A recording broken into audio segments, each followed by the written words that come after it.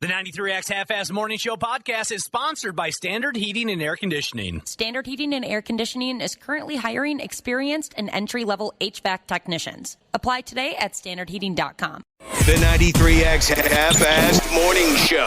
93. This week, the WNBA Finals were won by the New York Liberty. I'm kidding. Vegas beat them in 4, you phonies. You didn't see that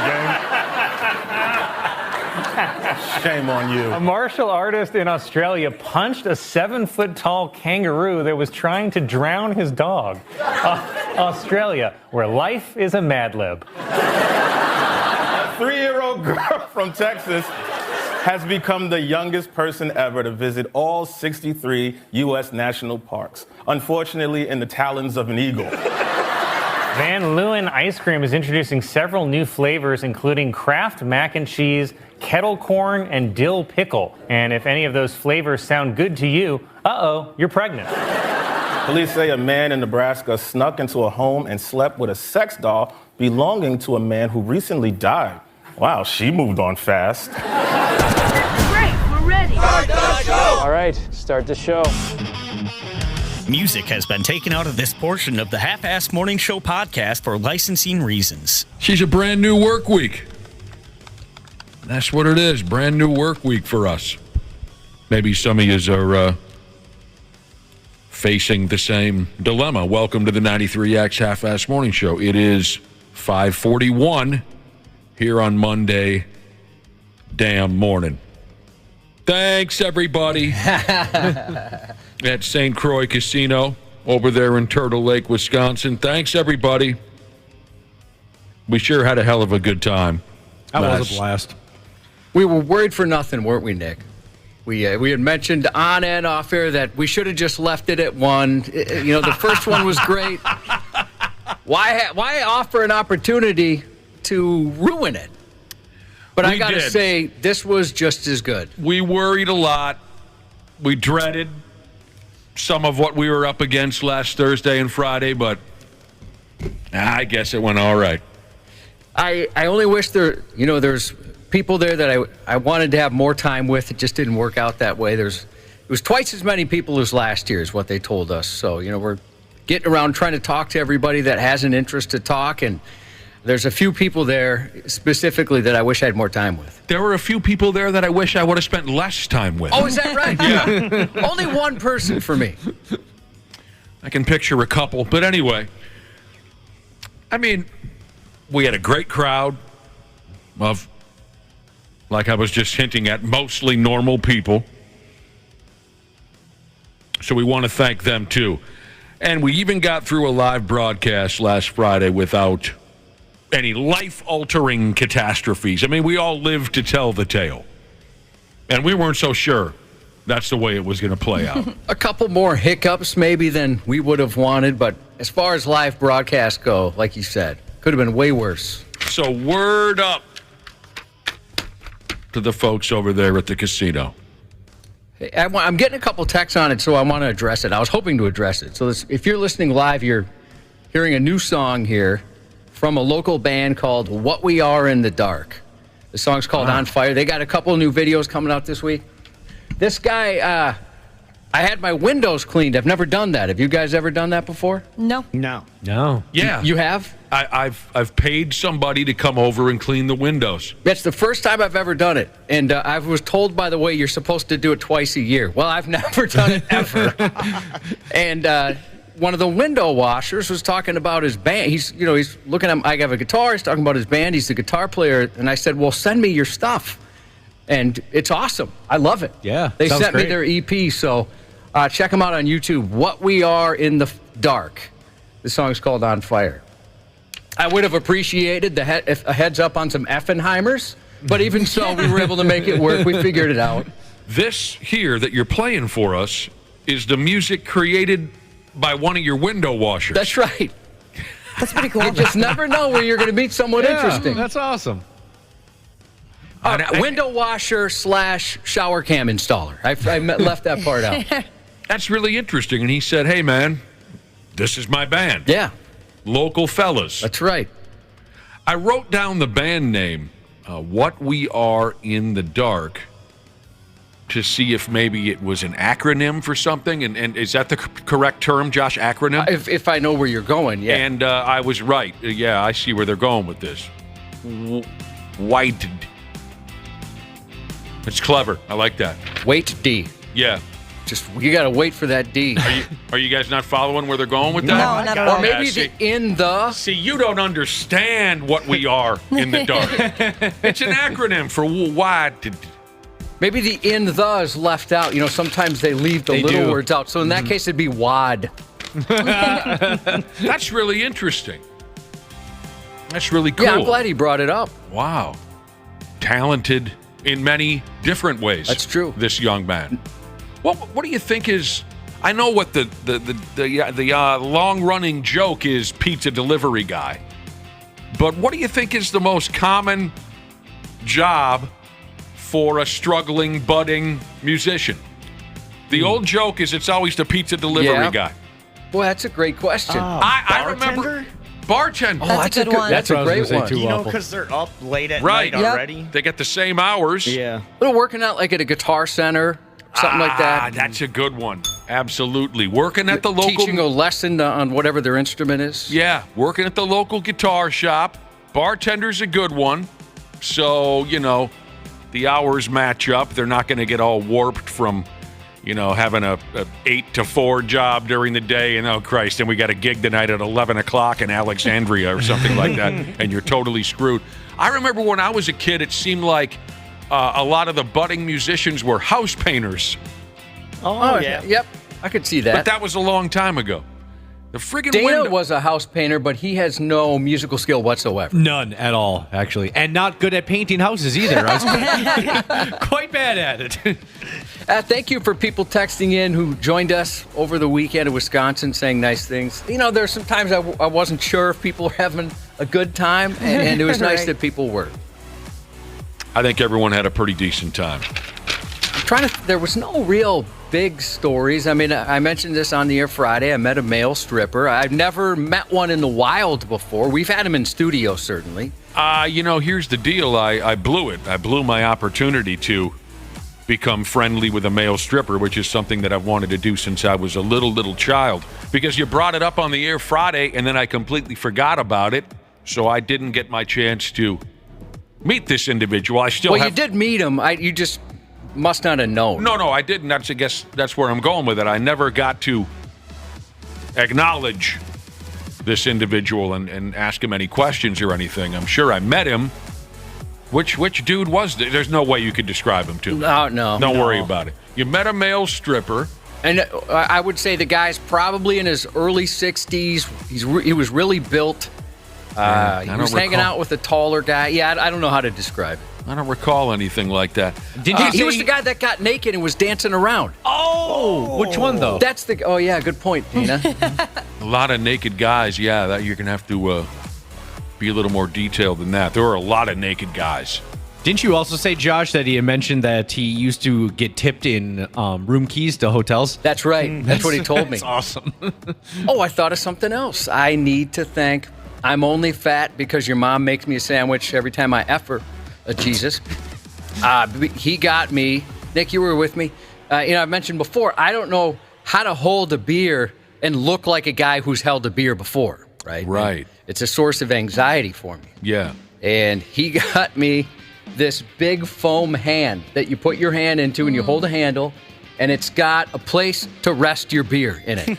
Yeah, I love those. That's hilarious. I really appreciated the gift. I can't use it anymore because someone simulated masturbation with it. I can't get that out of my head. Oh, yeah. But that was such a nice gift. I'd never seen anything like that for beer drinking. But if you're not understanding what it was, does everyone remember those big Hulk fists? Mm-hmm. That's funny. I was going to bring that up, but I didn't think anyone would know what that was. Oh, yeah, I remember those. My kid had those. Kids would slug each other in the genitals with these big Hulk fists, and that's kind of what it looked like. But wait a minute. So someone simulated masturbation with it? You had to throw it away. Well, I didn't throw it away. I kept it still. Maybe right now I just feel like I got to give it a little air. You can't look at it right now. If you don't want it anymore, I will masturbate with it. No, I do want it. I mean, you can masturbate with it, I guess. Terrible idea. Well, that's a hell of a deal. That was a nice gift. Yes, I was sitting there while it was handed over to you. Did anybody go see the band on Friday night? Absolutely. Yep. We introduced them. Oh, that's right. You did. Your thoughts? They were great. Yeah, it was awesome. Yeah, a lot of cool people there. A lot of good time. Yeah, they rocked. 10 years, a lot of fun. I made it out of there without committing adultery, in case anyone was curious. I'm happy for you. Couple Maybe. close calls though. I'm not. Yeah, I was thinking maybe I'm not that's happy for me. not the right thing to say. There were some close calls, but I made it out of there without committing adultery, which was a request that I got from my new wife. A request you thought was kind of rude. Well, you thought it was just kind of none of her business. Yes, not so much that's a better way to rude, put it. not so much rude as it was invasive. I guess is the word. Who's up and who's down as far as betting goes? Nick and I. Well, I don't know if you did any gambling that I missed, Nick. But, I did. Oh, that's right, you did. I forgot did. you did some sports bets Friday. Yes, I did. So I'm up $51. Nice. Ashley, I know you made a killing from what I was told. Yeah, I was down when I left, but after the parlay that I bet on that Randy gave us advice on, after that hit yesterday, I'm now up by Wait quite a minute. bit. You so. were down? Weren't you up like hundreds of dollars at one point? Oh, I was. Oh, did you talk to your son? Is that why? Yeah, a few people were telling me. Yeah. I guess I'm like extremely lucky when it comes to slots. So I was probably up quite often on that would have been Friday night. But then I think I put the majority of it back. Didn't you? Yeah, and then I bought rounds and ended up putting the majority of it back in the machine, and then, yeah. But did it was some sports betting. hundreds of dollars, was it not? Yeah, I hit 300, and then I ended up using that to gamble on Friday night, and then, yeah, you know how that happens. Yeah, I was up 100. My girlfriend is up 250, and my mom and dad showed up, and my mom was the big winner from our group. She walked away with 700. Oh, nice. Yeah. She can use that for some of the bail money or things like that she's paid for you over the years. Yeah, Wapple's mom showed up. That was one of those close calls that Dana was referencing a couple minutes ago, as far as my adultery or non-adultery. Here's the deal, Cubby. Yeah, we had a nice night, you and I, when it came. I didn't play any slots or any cards at all. I didn't do any of that. Just sports. I did a little bit. Just sports bets for me. We had a nice night on Thursday. Friday, not so nice. In the end, I guess, who cares? But I think I walked out of there with, $11. You're up. Hey, That's good. Yeah, it's better than losing. Strictly speaking of sports bets. But I made what they call in the business, Cubby, a futures bet. Ooh, I like those. A Super Bowl? It is a Super Bowl bet. Yeah, I remember you saying that. And I will walk out of Turtle Lake Casino in February with $600 if the Cleveland Browns win the Super Bowl. You heard it here first. The Cleveland Browns. Didn't Deshaun Watson get hurt again? Yeah, Yep. he did. Don't need him. They put 39 points on the board. I thought that was a good sign. You I didn't know that you could do those kind of bets. Oh, yeah. I would have done a few. Well, I guess I'll have to go back. The Darn. Cleveland Browns. I got to play craps for the first time in my life. How'd you do? It was a lot of fun. I walked away with $30. I was too intimidated to play. Did you have any idea what was happening, Wapple? No, I didn't at first. I but had the then- same experience. Yeah, but then the dealer was very nice and kind of helped me out. And he put it in terms. He's like, just think of it as Monopoly. And you just want to put a lot of properties out there. And then all of a sudden I started winning. It was sweet. That wouldn't have helped me. Man, I've had people try to explain that to me up and down, and I cannot wrap my noggin around it. I'm glad you had a good time. So there you go. What the hell's going on around here today? Quite a bit, actually, right? Like what? Speaking of big money, we got to do Purple Pick'em today. Oh, sure, because the Vikings play tonight. They do. On what's the name of the show again? Monday Night Football. Oh, God. I don't know how did I not come up with that? Maybe it's too on the nose. It's Tuesday Night Football on Monday night. Well, see, that wouldn't be that ridiculous, No. would it, Wapple? No, because sometimes They were playing Sunday Night Football on Thursdays a couple night. years ago, right? They do, or yeah, I don't they know, do that. Saturdays or Yeah, something. Sunday Night Football on Thursday night. So there you go. They got the Vikes game tonight. So sure, we're gonna have to drag a listener on air for his purple pick'em predictions. We got a concert announcement we got to get to. What? Where is this information? It's right underneath the Purple Pick'em information. Ah, for God's sake! When do we have to do a concert announcement? Right at the end of the show. Is it what we are up to after dark, or what was that? What was the name of that band again? What we are in the dark. That's right. What No, we are. but they should be headlining this thing. What we're about in the dark. Nah, we are in what the we dark? are in the dark. What we Where we are touch in the ourselves dark. in the dark? Monday Night Football.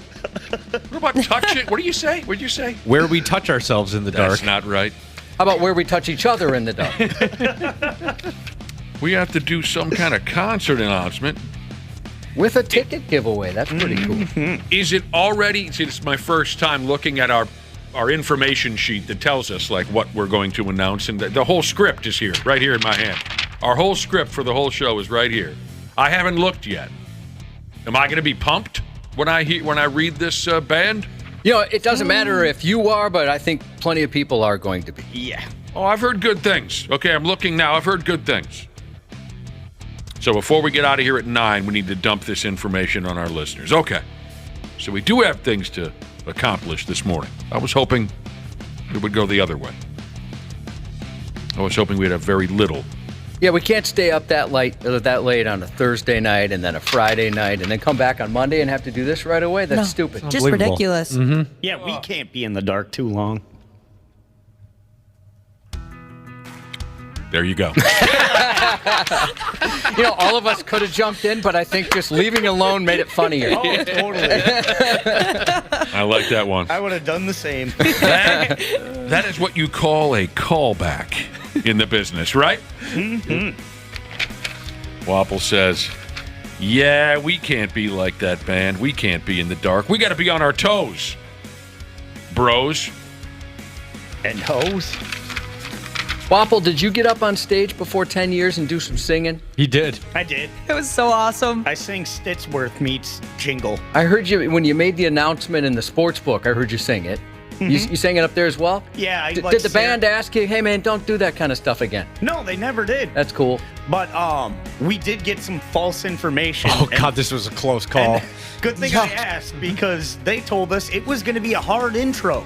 In the business, that means we say, here's 10 years, and they start right away. Oh, that never happens. That's awesome. So they said that was going to happen.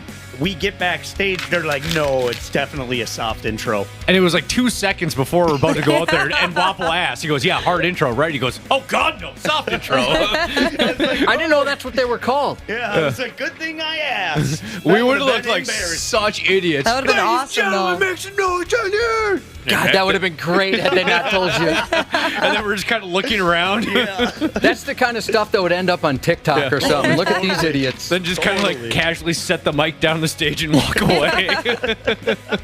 And everything you just explained is why Josh and I have refused to do any band intros for about the last 10 years. When we found out we had to do 10 years. little behind the scenes stuff, and we found out we had to do this intro for 10 years, Nick, after the show, brought it up. He goes, all right, so who wants to take charge of the stage announcement? 1, 2, 3, not it.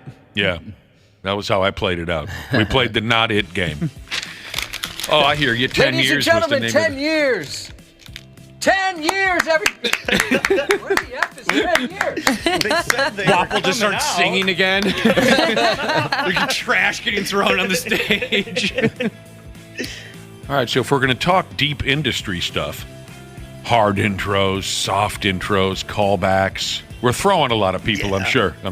People who are listening are They're lost. They're Oh, saying, that's tough to keep this up is with. such deep behind-the-scenes industry.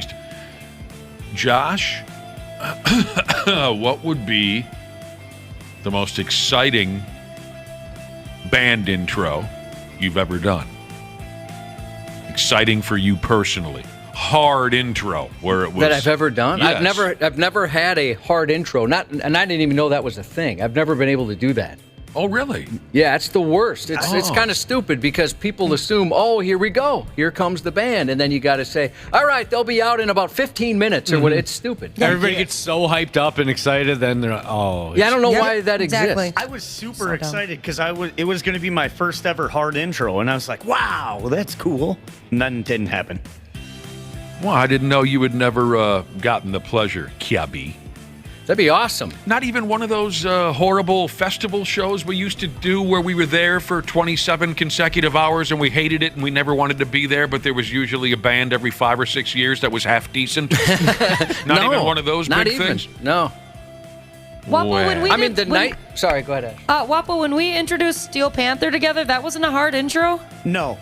Oh, gosh, I guess I've never done one either. You don't know the deep industry terms yet, Ashley. We need you to be... I've always wanted to do the one, when bands start, they have that big pop, and then they drop the banner with their band name. It's the best. I want that to happen when I do an intro once. Like, here they are, 10 years, pop, boosh, and then everything goes. I got to be honest, if I did an announcement, here they are, Warrant, and they start with Down Boys or something like that, I don't think I'd give up the microphone. I think I'd be so jacked. Here we go. They kicked right in. I think I'm singing this song. That would be second to none.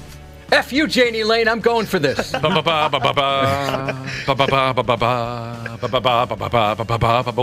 boom. And they'd go into the Down Boys song, and next thing you know, Josh is singing, certain things you do, they leave me, whatever the hell he says. That's right, I don't know lyrics. Certain things you do, I'm up to Must confess something. There you go, something like that. Imagine you just see me. That's the first time I'd ever have stage presence because I'm running away from the lead singer as he's trying to grab the microphone.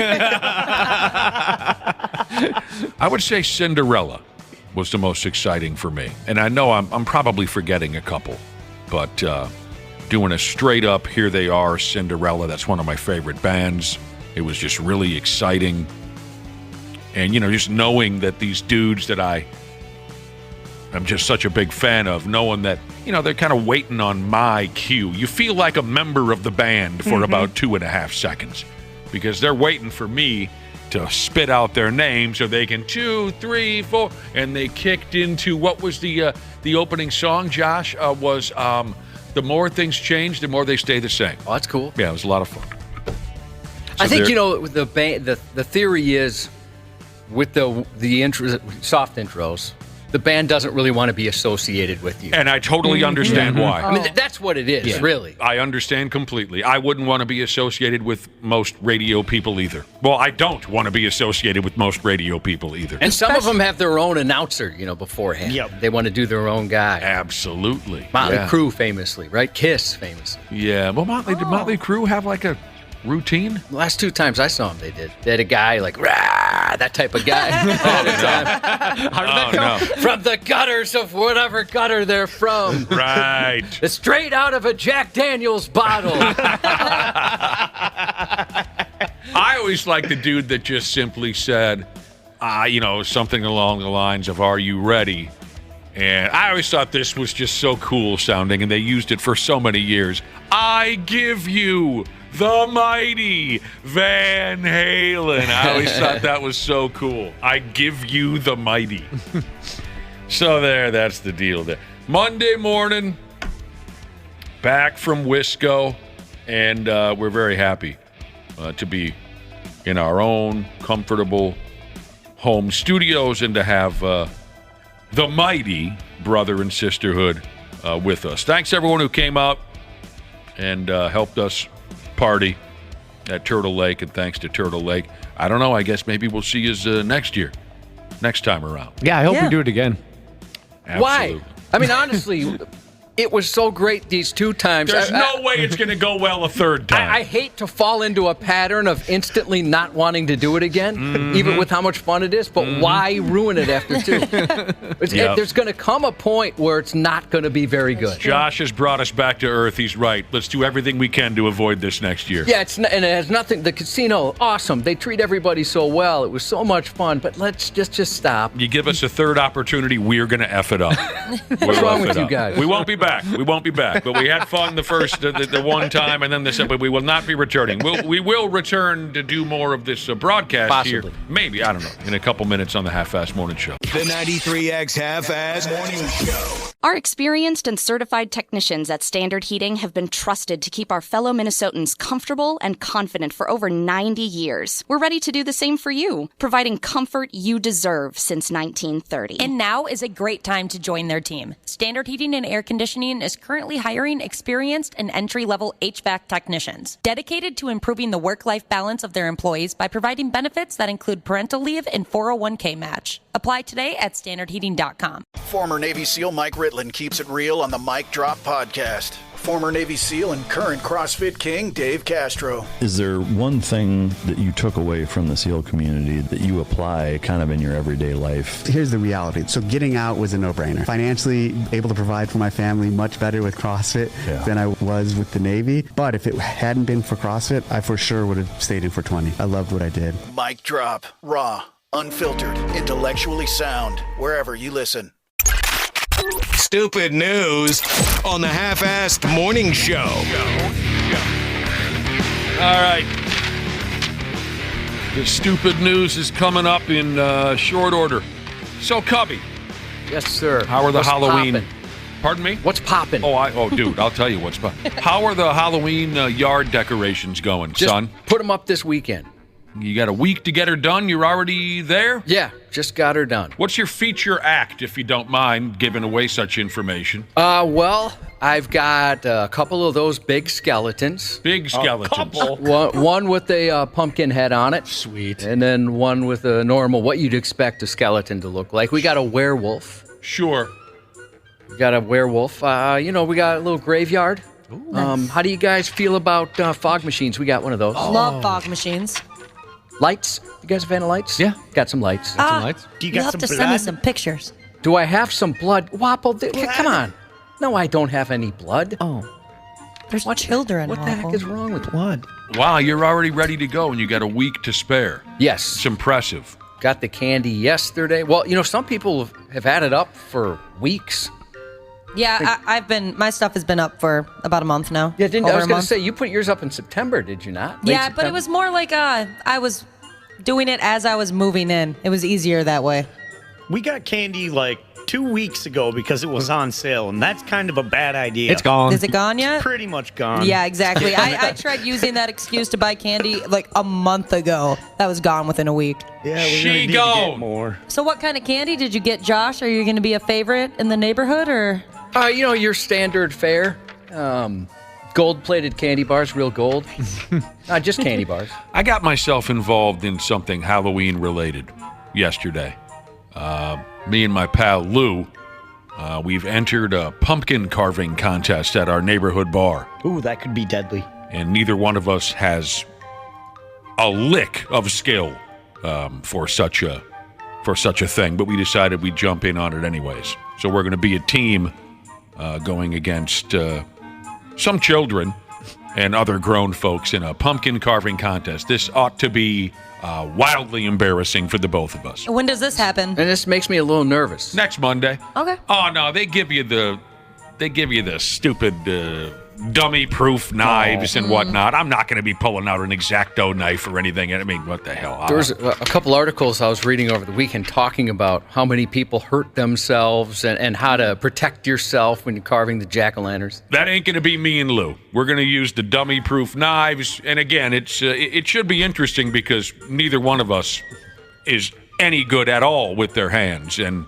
I think I've only carved a pumpkin maybe once in my life. I thought you've done one of these contests before. Yeah, but I just stood there and drank beer. Oh, you didn't actually get any carving done? No, I was a runner. I was a runner for someone who really did know how to carve pumpkins. I got to say, some Some people are so good at that. Unbelievable. I don't even understand how you come up with it, much less orchestrate it. I mean, I told Lou yesterday at the beer hall, I said, I'll look some things up on the internet, and he's going to do the same. And I mean, maybe we can come up with something that is above a first grader's level, but I doubt it. It might be kind of funny how awful it is. But you mentioned something about folks who have hurt themselves terribly. Yeah. Holy smokes. One of my buddies, when he was, this is years ago, he's got a daughter now that's like 17 or 18. When she was a little girl, he decided he's going to, sit down with her and carve a pumpkin together. Father, son, what do you call the other style? Father, daughter, pumpkin carving. He wanted to show her how skilled he was. And he got some sick-ass, wicked sharp knife so he could really be fancy and impress his little daughter. He slipped and slit his own wrist. Oh. And he said it was just like in the movies. Pa-pump, pa-pump, pa-pump. That would freak me out. And it's blasting. I mean, and he cut it lengthwise. No. Which usually means you're going bye-bye. Yep. I mean, he really got her. He damn near died in front of his daughter when she was 5 years old. Yeah, north-south. That's the bad. East-west. You're going to be okay on that one. He about lost consciousness. Here comes the EMTs, and his daughter said, Daddy's going to die. No, I'm not. And he's thinking, Jesus, I might. There's blood everywhere. It was spraying across the kitchen. Yuck. I faked that when my older kids were real little, and they still bring it up because they found it more traumatizing than hilarious. I thought it was pretty funny, with the ketchup and faking that I cut off a finger and everything. Yeah, that's good. Well, they didn't appreciate the humor. Oh, man. Now, is it cheating to put one of those pieces of paper that, you tape over it and you could, you know what I'm saying, stencil? Yeah, No. stencil. No. Is that what they're called? As a matter of fact, there's been some controversy in this pumpkin carving contest at this beer hall for years because some folks just decorate the pumpkin. Oh, That okay. doesn't Markers count. and stuff? Glitter, Yeah. paint, markers, everything. Others, the old school folks, think you actually should be carving if you are going to win a prize. So there's been scandal. I am on the side of you should actually have to carve something in the damn thing. Absolutely. You have to You know, clean not- out the pumpkin like everybody else has Not to. just I put agree. not just put a Trump wig on the top of the damn thing. You know what I mean? Yeah. A lot of folks went that route. So you know what I mean? There's some scandal, some controversy. There's one side, there's another side, and me and Lou decided we're going to dive right into the front lines and take it on. This person says the only way to carve a pumpkin is by using a roto-zip. See, those are a lot of times the ones you see that are so intricate and interesting. A rotos. Where it doesn't go all the way through, Oh, right? yep. There are folks who bring in power tools. Yeah, I it's bet. awesome. I wish I could do something like that. I'm not creative enough. Well, creativity is what I lack in our Halloween decoration, right? I try and make up for it with cool figures and some lights and stuff. Yeah. But, you see some of those that are absolutely hilarious, right? People are coming up with different themes. They've got funny sayings, or my oldest, Cam, he came over yesterday to pick up his car. It was cool. Him, his girlfriend, my stepdaughter, they all joined us over the weekend. We were just talking off air about how cool your stepson is. Well, you don't have to say that contractually, but I appreciate it, and I agree, by the way. I totally agree. That was fun. Who, Cam? Oh, yeah. Cam's cool, man. I was talking to him, and then we had a beer. He bought me a beer. You guys talking about Cam? That's an inside joke. Go ahead, It's an Josh. impression of Slim. Yeah. So he came over yesterday, and I've got this 12-foot skeleton and this 8-foot werewolf, and he's like, that 8-foot werewolf is perfect size to put right in front of that skeleton. To do it werewolf style, you know what I'm saying? I chose not to go that route, but so there's some creativity. There see you that go. every once in a while. Well, you're all set to go with your Halloween yard decorations. Every year, we all hear about arguments over controversial Halloween decorations, like, hanging from a house or sitting in a yard, that type of a thing. Those types of Halloween decorations. the arguments usually fire up because the decorations are too graphic or gruesome. It's rarely because there's some kind of a sexual vibe to them, but that's what we got going on here. Some folks in a neighborhood in Utah are upset about a Halloween decoration that shows a skeleton pole dancing on a street sign. Now, I didn't get a chance to look at this, but I'm picturing it must be glorious. Yeah, it's pretty cool.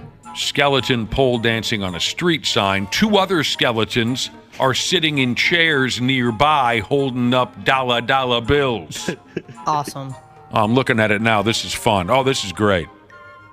Upside down, too. That's some talent. The homeowner lives right on the street corner. There's the street sign, so it's right on the corner. That's beautiful. That's damn funny. The guy who created this goes by the name of Christopher Fujishin, a.k.a. The Pimp. I'm going to call him The Pimp because he's put together such a cool display. But his neighbors complained. So lame. And the city told him he needed to take it down because it's a code violation to have anything hanging on a street sign. Even skeletal babe erotic dancers. You can't have those hanging from. So he complied. He moved the display onto his own property. And he even made it bigger. And he added lights, and he added music, and he added even more skeletons in the crowd. There are some neighbors who like it, who dig the vibe, and they get the joke, and they've even dropped off their own decorations to add to it. Here's a few of them. I think it brings a lot of good humor that we need to a small town. We're going to go tip them when we leave. We know what it's like to work for tips. I know. Maybe a little risque for some people, but it's just, all in the name of fun. Is that Christopher Fujishin? That was one of the neighbors. That was one of the neighbors. I believe. Wow, a couple of our listeners have started to text in. We get pictures now on our text machine, which Ashley didn't like for the first month and a half. No, and I did not. I think you can guess why. But we get pictures now with our text messages, just in case, I guess what I should say is you have the ability to send us pictures if you send a text to 651-989-9393. And a few listeners have started to send in what they can do with a pumpkin when it comes to decorating a pumpkin for Halloween. So I'm so impressed by your skill set. Again, when me and Lou sit down next Monday night to join this pumpkin carving contest, I hope we can make it look like someone older than first grade put it together, but I don't have any confidence that we can. What you folks can do is so much fun and really impressive. I appreciate you sending them in. Did you see the butt one? Oh, there's a penis. No, someone just texted it a penis. Oh, fantastic. Because they heard that we can get pictures. Now, this is a callback to Friday's show, but Ashley, I wish your boyfriend was here to compliment said penis. God, I'm sure he'd love to check it out. There's a butt pumpkin? I didn't see that Yeah, one. it's wearing a thong, and they had carved in some hands that are Oh, boy. gaping, if you know what I'm saying. I'm intrigued with what cameraman Jesus texted. He said, a pressure washer is the most fun way to carve a pumpkin. I would think you'd go right through that thing. It'd be kind of fun to watch, though. Wow. I have seen that done before, Josh. I'm not seeing the one that you were just referencing, the butt pumpkin, but at one of the past pumpkin carving contests that I attended, usually I'm just a spectator. This year I'm getting involved. I have seen someone turn a pumpkin into an ayas wearing a pair of women's underwears. It's creative. Very creative. All right, back to this dude with the skeletons. Again, one skeleton doing a pole dance in front of a crowd of skeletons. There are neighbors who don't like it, and here we go. One neighbor said, I guess teaching our children respect, decency, and manners has gone by the wayside. I guess so. Darn. Yeah. I'm not really fully making that connection either. Again with the children. When did the children start running things? I missed that announcement. What does he mean? I mean, there's people that are appreciating the art. They're paying the artists. That's respect and appreciation, is it not? Mm-hmm. That's the right thing to do. Josh has just shown me on his computer a picture of this ass pumpkin that we were just talking about. That's, Yes, that's similar to the one that I've seen put together, and it's perfectly disgusting. That's pretty funny. It's a good way to put it. So anyway, this guy who put up the skeleton stripper show in his yard, he says he admits it's a little risque, but he says it's just meant to be fun, and this is an interesting thought he closes out with. He also says, if kids understand what his decorations mean, maybe the problem is something else. Right? Yeah, that's a good point. True. Check out the pumpkin that bisexual folder operator she's sent. Bisexual folder operator. Okay, Whoa, that's cool. That's incredible. Clicking on it right now. That's got to be, well, I wonder if that's one of those roto zips we were talking about. This wolf with some stars. Yeah, what you How do you even do that? Bisexual folder operator Jesus, you have incredible skills. I dig this. It's beautiful. So there you go. Penis, penis, penis. So many penises. Here's a guy who made a hell of an effort. You don't hear this kind of thing very often. It's not a first, but you don't hear it very often. A guy here who posed as a mannequin in a shop window in order to steal jewelry from a mall after hours. That's so funny. This is according to the police in, how do I say this again, Josh? Warsaw, Poland. That's where this caper took place. It's a 22-year-old kid who came up with this effing bit. I do have that lack of attention, though, where, or I should say, I'm just not, I don't really pay attention too much to what's going on around me, so I could see walking right past this mannequin. Dude. Totally. No observational skills. Yeah, I could probably be fooled by this as well. Let's see, where am I here? It sounds like this worked for it's a 22-year-old kid, I think I said that already, who came up with this. I think a couple of nights this worked for him. He would wait until the mall was closing, and then apparently he'd stand motionless in an effing window until everyone had upped and gone, and then he'd go ahead and stroll around the mall going through different department stores. He swiped food. He stole hip designer clothes like the ones you see Josh wearing this morning. Yeah. You do have a new hoodie, by the way. Yeah. What? Yeah, I do. Yeah, Josh, you got a new hoodie on today.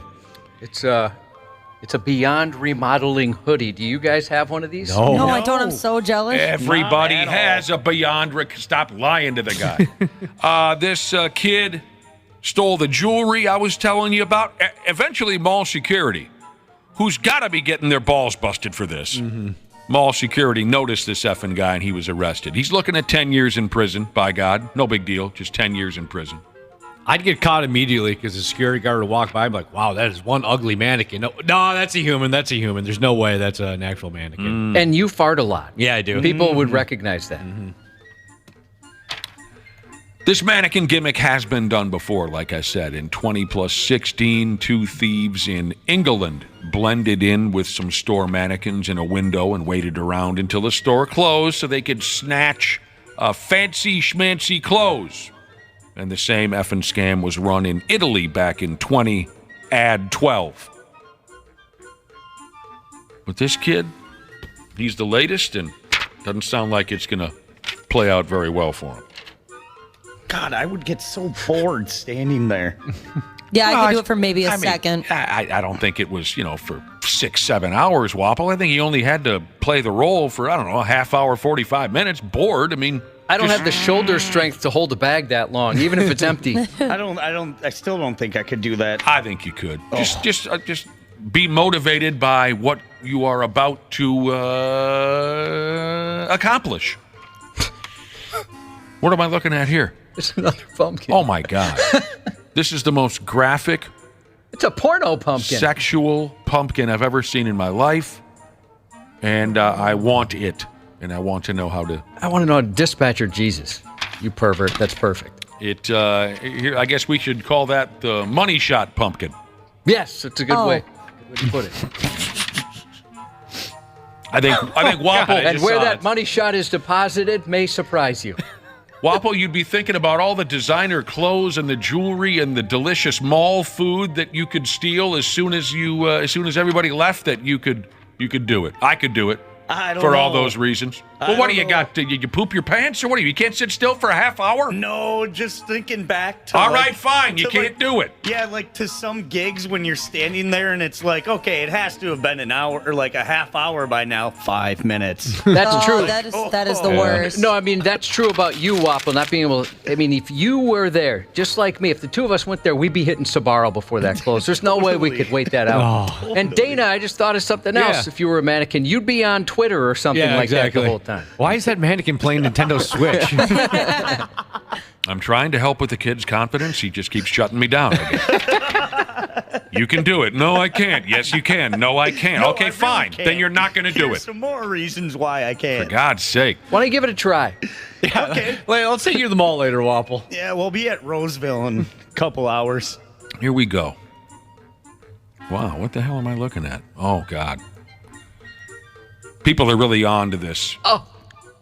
People are really getting involved in this, sending us pictures via our text machine since I brought it up a few minutes ago. Now everyone's sending their pictures, and I've been sent an absolutely smoking hot, the picture of an absolutely smoking hot sex doll. It's gone beyond pumpkins, Josh.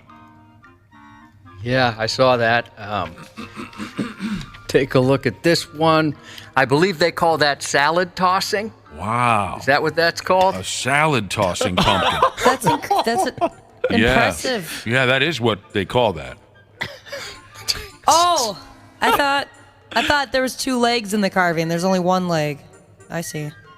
I don't. What are you talking about? On the man, yeah. So you're saying the man? What's with you and your boyfriend and the large penises? You can't keep from mentioning. You can't miss this one, Nick. Wapple, save these. Not your name isn't Wapple. Josh, save these pumpkin ideas for me and Lou. We got a contest in a week. Are there going to be kids there? These are intricate. I don't care if the kids are there. Kids don't run things. I run things. I'll tell you this right now. What I have here is one hell of a story of revenge. This is. This story will teach you, maybe. It'll teach you to try and be careful who you piss off, I guess, because you never know if they might be insane and beyond driven to ruin your effing life over one incident.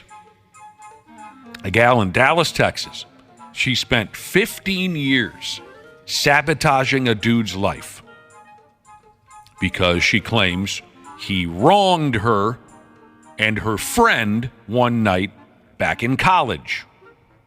Now, I saw this gal on the internet. She does not look to be too far away from college age. What would you say, Josh? Maybe she's been out of college for 4 or 5 years? Yeah. Well, wait a minute. That can't be right because it's 15 years. Well, she looks good for her age. It's been, I don't know why I was sitting here trying to determine her age when it says right here she spent 15 years after this incident terrorizing this guy. Now, keep in mind, it took me 4 years to get a 2-year degree.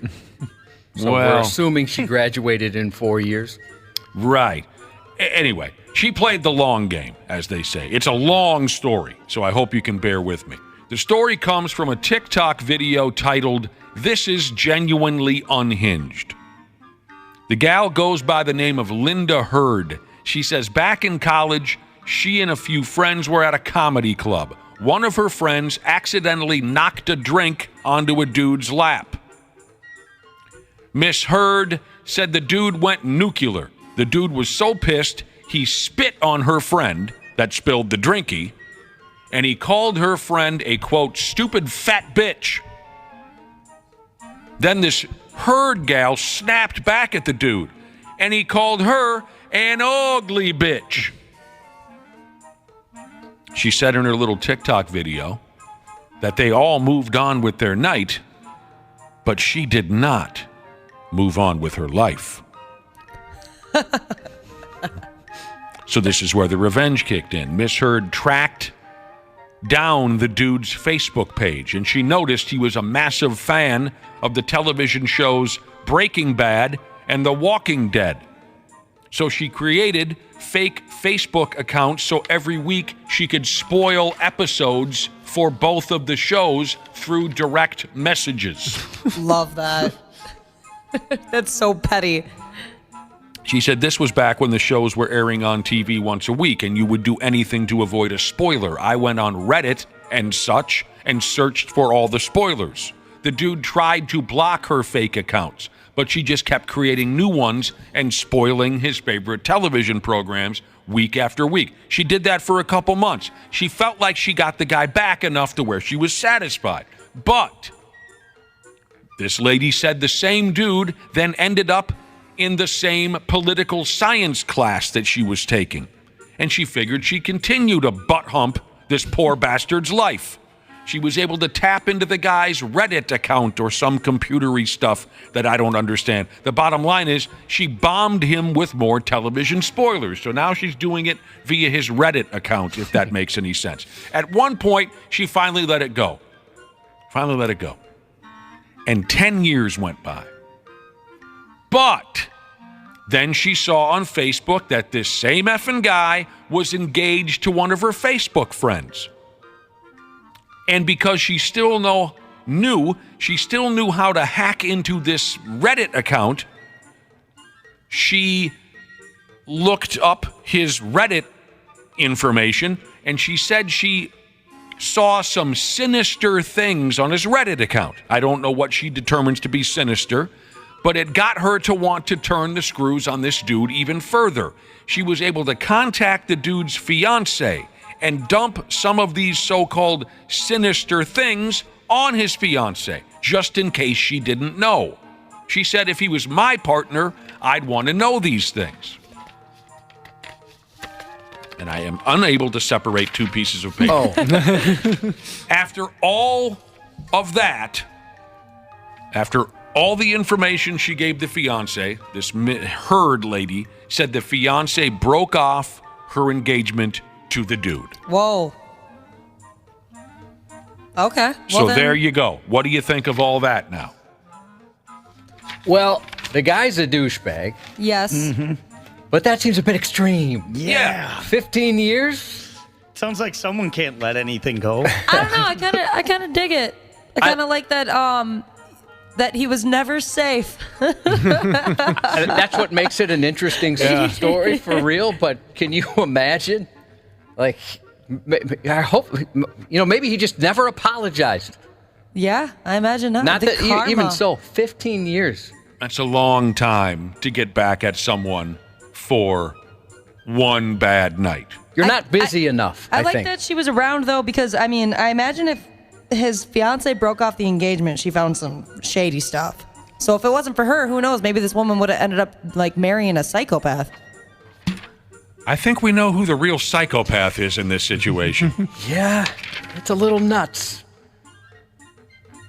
But I know people who hold grudges like that for decades. Now, they haven't acted on them, but it is kind of shocking and surprising sometimes when I hear some people talk about things that happened 20 years ago, 30, 35 years ago.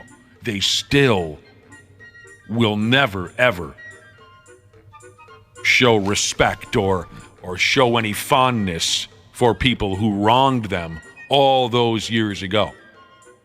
I think it depends if you get, like, someone does something to you, so you're like, all right, I don't like you, you're not in my life anymore, and that's that.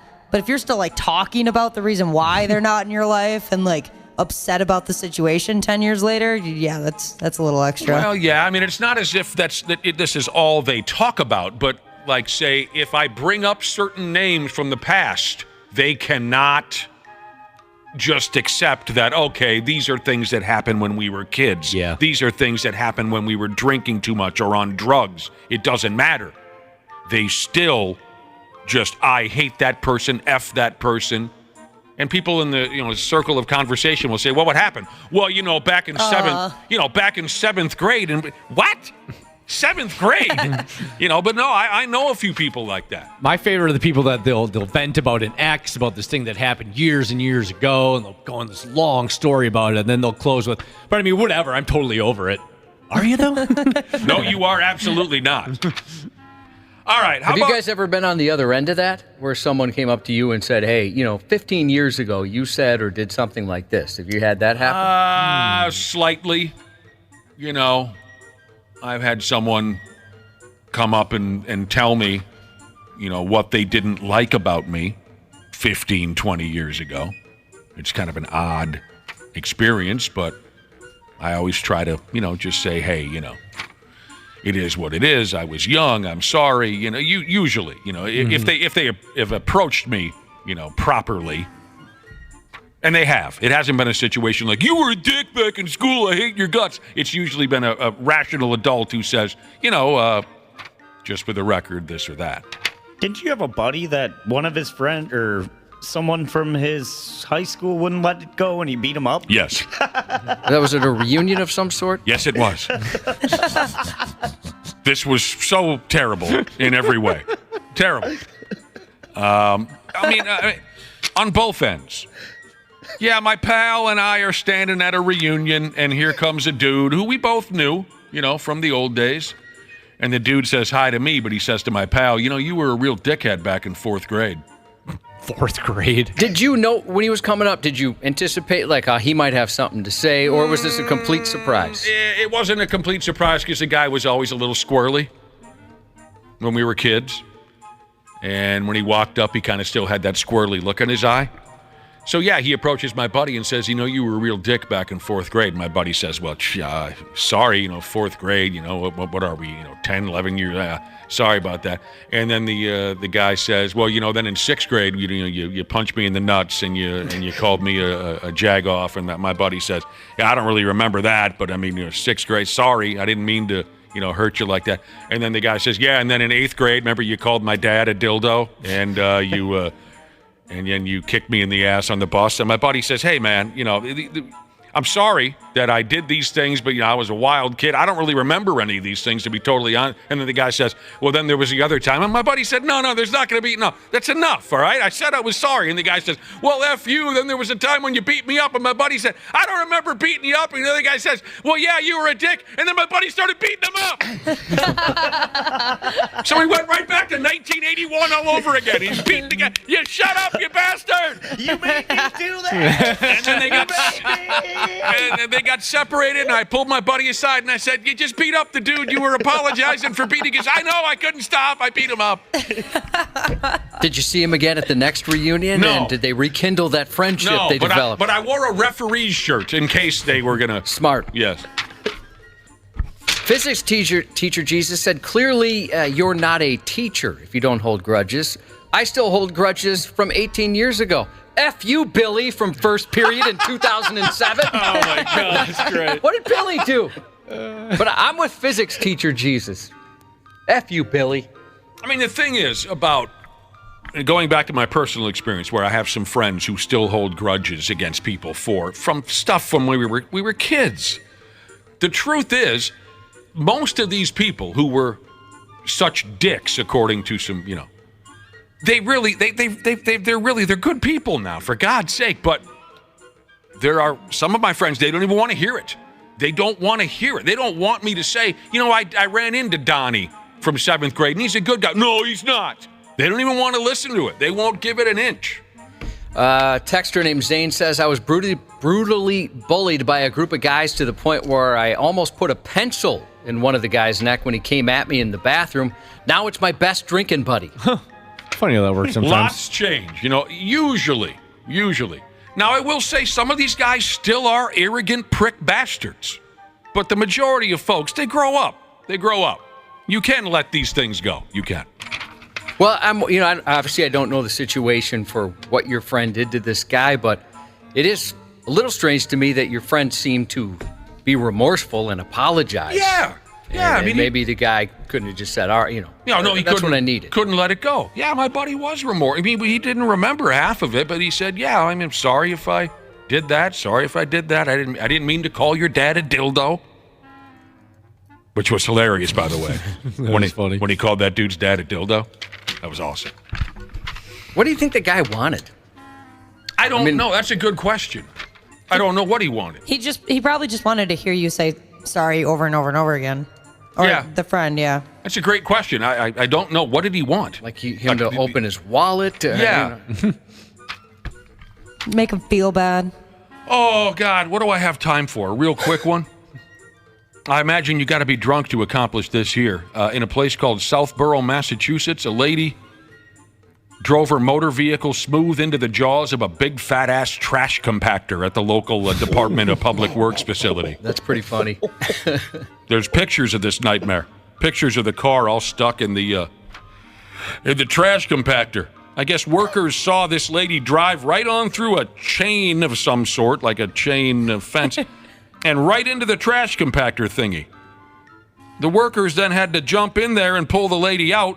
Word is she got whacked in the lips with the vehicle's airbags and didn't know what end was up for a minute or two. Anyone ever been hit in the mush with those airbags? No. I've never been in an accident where they came out. Yeah, luckily. knock on wood. I hear those things will part your hair for you. Oh, yeah. I mean, I've seen people that have bruises and, that messes you up.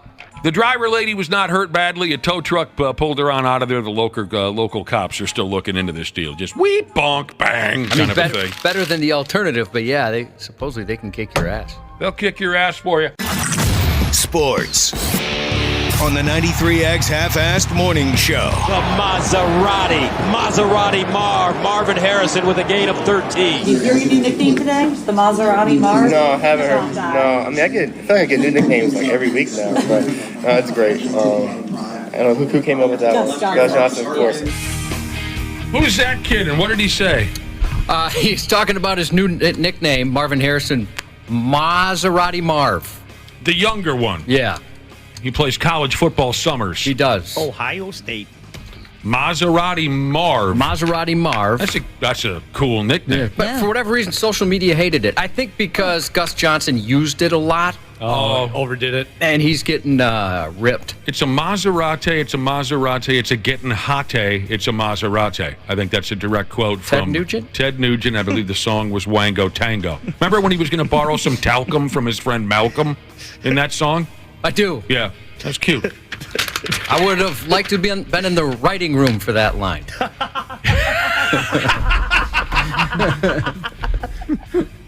He thinks he sees a garage in the song too, doesn't he? It's a girl. I think I see a garage. You gotta know. You gotta know what you're talking about. To quote songs like Wango Tango. Hey, earlier we were talking about carving pumpkins. I've entered a pumpkin carving contest at my neighborhood bar. Me and a buddy, and we are not entirely sure we can come up with anything better than a kindergartner. So our listeners, being wildly skilled, have been sending in pictures of beautiful pumpkin carvings. I mean, wildly artistic stuff. Some of it is filthy. Like, say, Josh, do you think that maybe me and my buddy Lou at this pumpkin carving contest, should we try to duplicate what a listener sent us, which was a blumpkin on a pumpkin? The blumpkin pumpkin? Did everyone see the blumpkin that was being performed on a pumpkin? I mean, honestly, I'm good on that one. The skills and the creativity for this is very impressive. Unbelievable. Lou and I can't do that, but thank you for sending in the picture of a blumpkin on a pumpkin. You know what's great about that? I forgot about blumpkin. I often forget about that move. I do.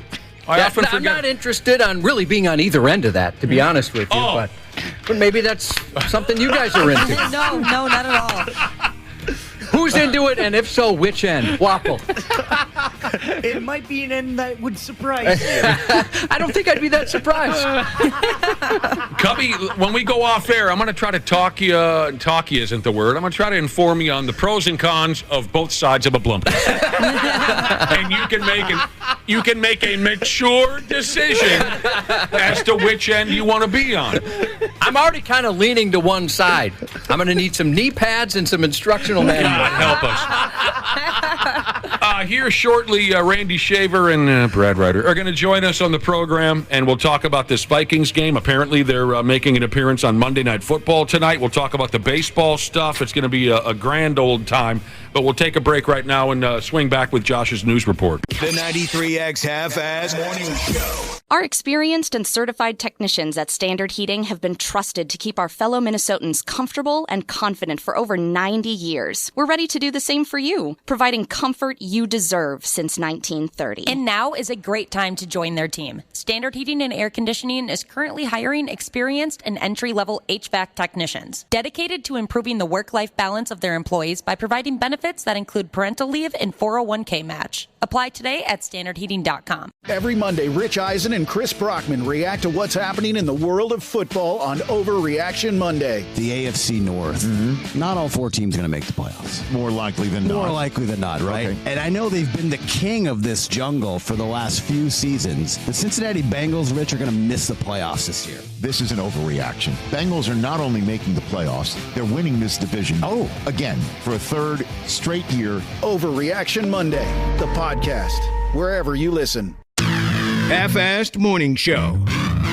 93X. It's like a weight that's been lifted off of our shoulders now that we can move on knowing that he's where he's supposed to be. A jury found a Florida man guilty of first-degree murder for killing his wife after she refused to appear on the reality TV show Zombie House Flipping.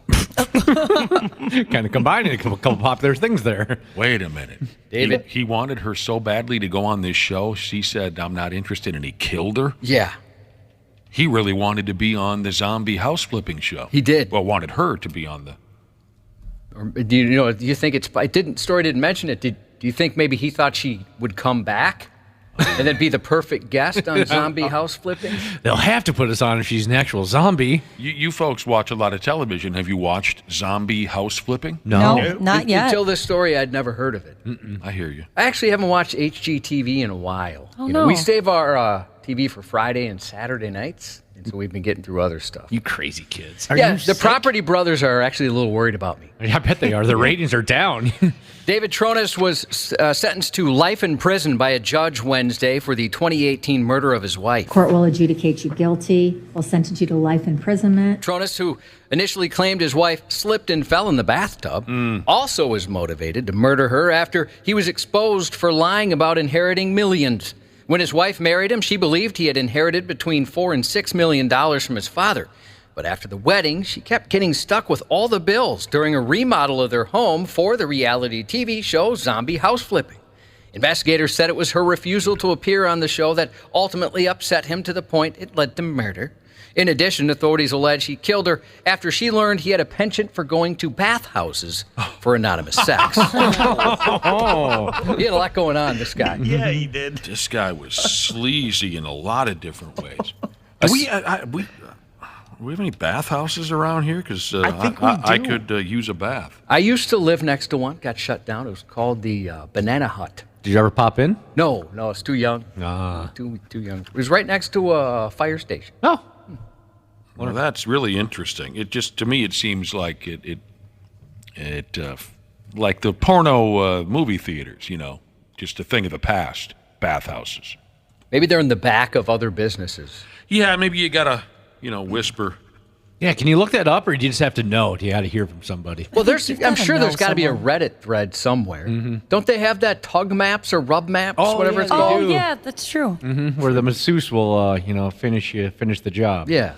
Hand relief. Did someone just say something? Someone just said rub maps? I think Wapple said something about it. Yeah, that was me. My Never bad. heard of that stuff. Can I get your login for that, Wapple? I've got a premium, so yeah, you definitely want it. A St. Louis cop told people at an elementary school Halloween event they were all going to die before firing about a dozen shots in the air. This is a police officer. Well, was a police officer. The incident started the afternoon of Sunday, October 15th, at a trunk or treat event for Tillman Elementary School. Hundreds of children and adults were there. 39-year-old Matthew McCullough arrived about 4:30 p.m. Police said he approached several people and made death threats. Someone eventually shoved him after he threatened the person and their wife. He fell to the pavement and, while surrounded by hundreds of children, stood up, pulled up his shirt to display a handgun and badge. He then fired into the air at least a dozen times while shouting again that everyone would die. I can't even imagine the level of panic they were probably feeling. I'm just thankful that nobody got injured. Several people tackled McCullough and took his gun from him. Luckily, no one was injured. His family has held leadership positions for decades in local law enforcement. His father served 28 years as St. Louis County's elected prosecutor. His uncle, a retired St. Louis City police officer, and was appointed earlier this year as the top prosecutor in St. Charles County. His grandpa was also a police officer.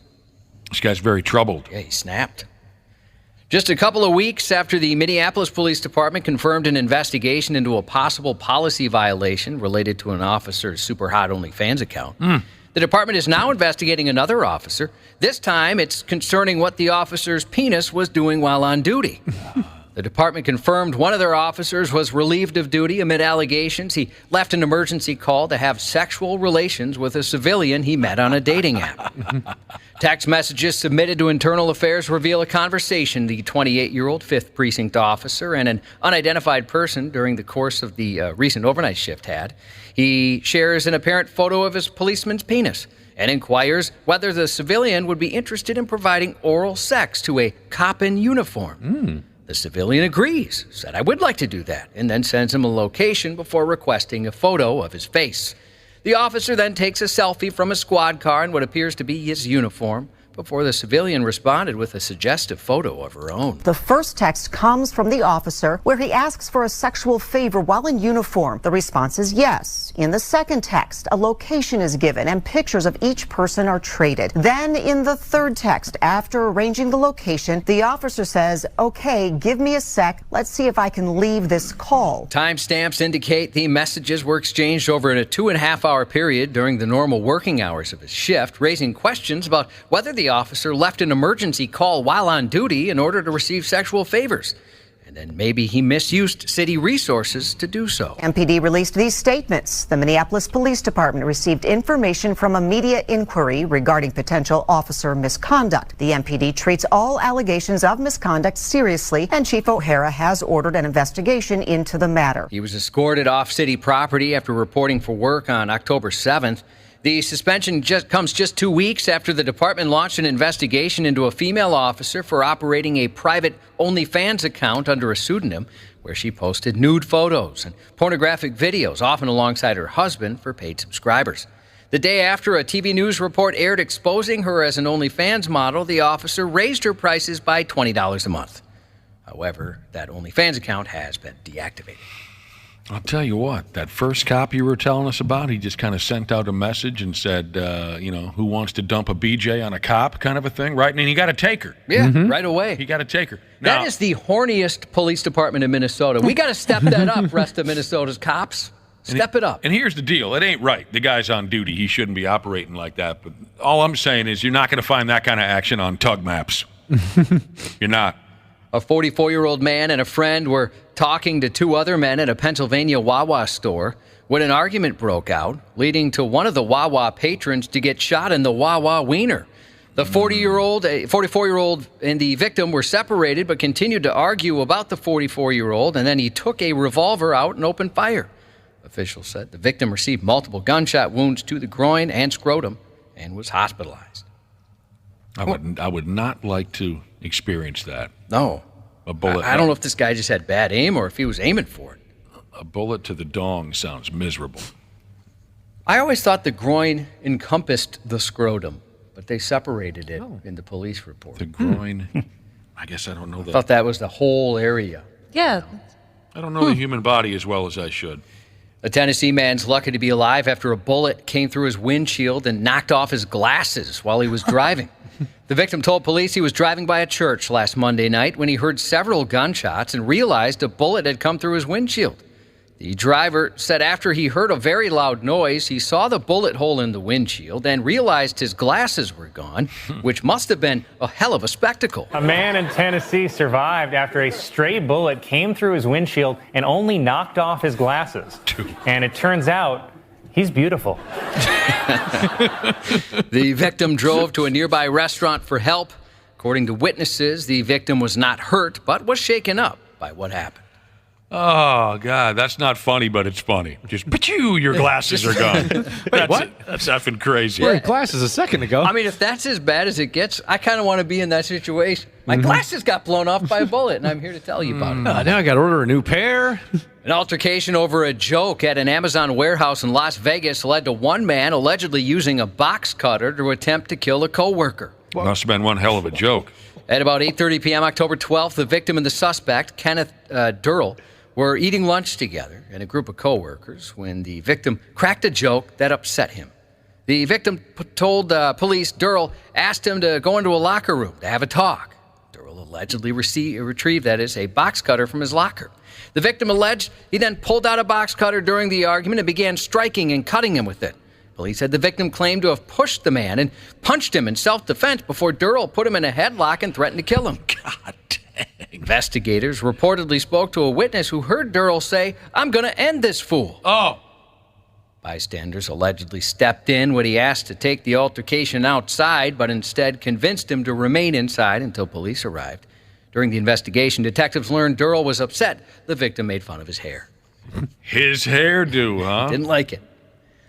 Over 500 high school students were absent from a Washington State high school last Tuesday after a small squad of masked individuals wreaked havoc during the school day the day before. Masked kids running in the school? I thought it was bananas. I thought it was crazy. I thought, how could this happen?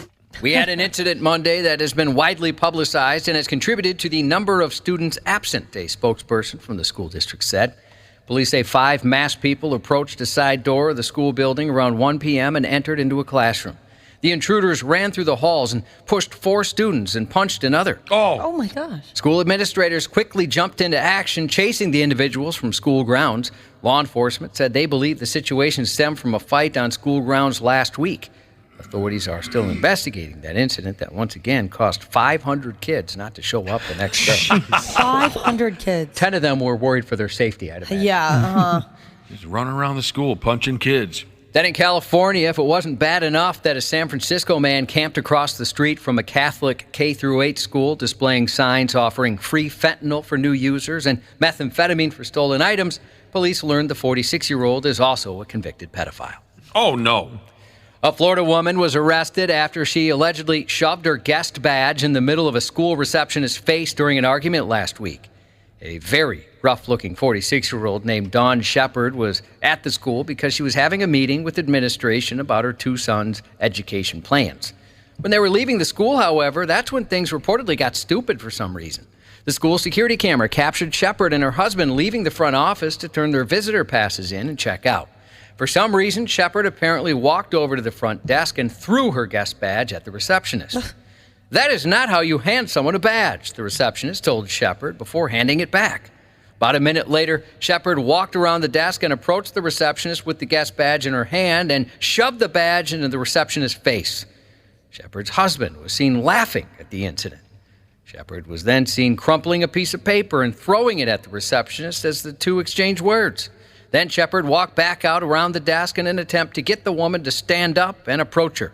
The receptionist didn't bite. Shepard was arrested later that day. Poor receptionist. Yeah, no word on what set her off. Gosh, she just doesn't want passes thrown in her face. Yeah, it seems reasonable, doesn't it? Yeah. Here's a few interesting headlines from last week. At least I thought so. This first one out of Montana reads, "Man who rammed police cars in Butte had bags of pills in rectum." From Washington State, man charged with eluding walks out of court. How could they have predicted that? And if I ever go missing on a mountain and you care enough to organize a fundraiser for my safe return, I'm hoping you guys do better than this one for this poor guy. Also out of Washington State, the headline, "Family, Friends of Missing Climber honor him with a wacky Dixathon challenge in Seattle." The Vikings host the 49ers tonight on Monday Night Football, and later Jimmy Kimmel has Terry Bradshaw and Howie Long as his guests. Daenerys Targaryen on Game of Thrones, Emilia Clarke, 37 today. Well, then. Deadpool star Ryan Reynolds, 47. Oh, gosh, I love that man. Weird Al Yankovic, the best to ever do it. And by do it, I mean everything. He's 64 today. Happy 29th to Taylor from Dad, Blacktop Mojo Mofo, and that's 93X News. KARE 11's Randy Shaver. On the Half-Assed Morning Show. Little spin down the sideline, got some space. Here he comes. Jean cuts it back. 25. He's got a chance. He scores. After reviewing the play, the returner waved his left hand, which is an invalid fair catch signal. Therefore, by rule, the ball became dead upon recovery. The ball be placed at the 46-yard line. Iowa's offense could get it done, and now clock ticking away. 7-6 left. Couple of firsts here. Minnesota wins in Iowa City, first time since 1999. PJ Fleck, for the first time in his career, weighs ownership to Florida Rosedale. Fans are throwing debris on the field, really and all over the field right now.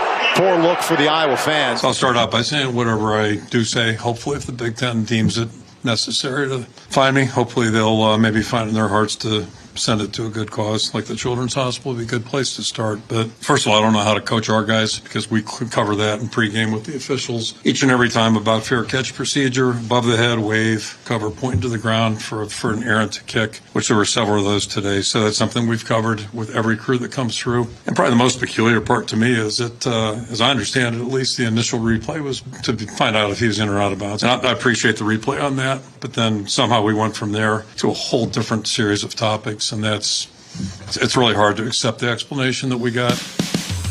Hey, did I tell everybody that I'm conducting a poll this morning? Josh, did I tell you this yet? I didn't know, no. Just a random poll. 651-989-9393. Start your message with Nick. I'm having Iowegians rate the current state of college football officials. Just send me your random ideas on the state of college officials, college football officials, if you are, in fact, an Iowegian. We'll check the results a little bit later. Let's bring in the boys. Hello to our friends Randy Shaver and Brad Ryder. Hey, Dodes. Good morning. Good morning. What's going on now? It's been a crazy weekend. You sound like you've had a crazy weekend, Randy Shaver. Sleepy Shaver. Lots going on. Yeah, lots of fun stuff. You had a lights-out, all-timer weekend. What are you saying, Randy? It's going to get even better tonight with the Vikings playing. Well, we'll see about that. We will see about that. And speaking of the local ball club, before we start tearing at each other's genitals, let's get some purple pick'em predictions for tonight's big fat ball game. Here's how this operates if you're not dialed in yet. You got to listen to this here radio station at 9 a.m. and 3 p.m. Get that friggin' keyword. That's what you need, the keyword, to text in. You'll hear it said aloud. You text it in. Then we pick some unlucky bastard out of a hat and get him on the air. If you get one, well, we'll explain it when we get the guy on the air. Alex from Maiden Rock, Wisconsin. Nice. Hello, Alex. How you doing? We're doing all right. Hello? Yeah. Yep, we got you. Alex, can you hear us? Yes, I got you. You're all the way out there in Maiden Rock, Wisconsin? Yeah. Most people know me as Frame Electric and Jesus, though. As what? Sorry, your phone cut out. As what? Frame Electric Jesus. Frame Electric. Jesus. Where the hell is Maiden Rock? How far away from the Twin Cities are we talking here? We're probably about an hour south of the Twin Cities. A little bit of helium in the air over there? Is I know, it could just be me. Yeah, you said an hour away. Yes, yep. Oh, well, God dang. We appreciate you listening, and now's your opportunity to win some big money. Here's how it works. We need some predictions for tonight's ball game. Predictions on the score, halftime, and the final. If you get one or the other correct, you get $1,000. If you nail them both, you get to take home $100,000 and a trip to the big old ball game in February. And this is sponsored by the Next Generation 10G Network, only from Xfinity. So tonight you got the local club against some other club. How's it going to turn out at halftime? What's the score?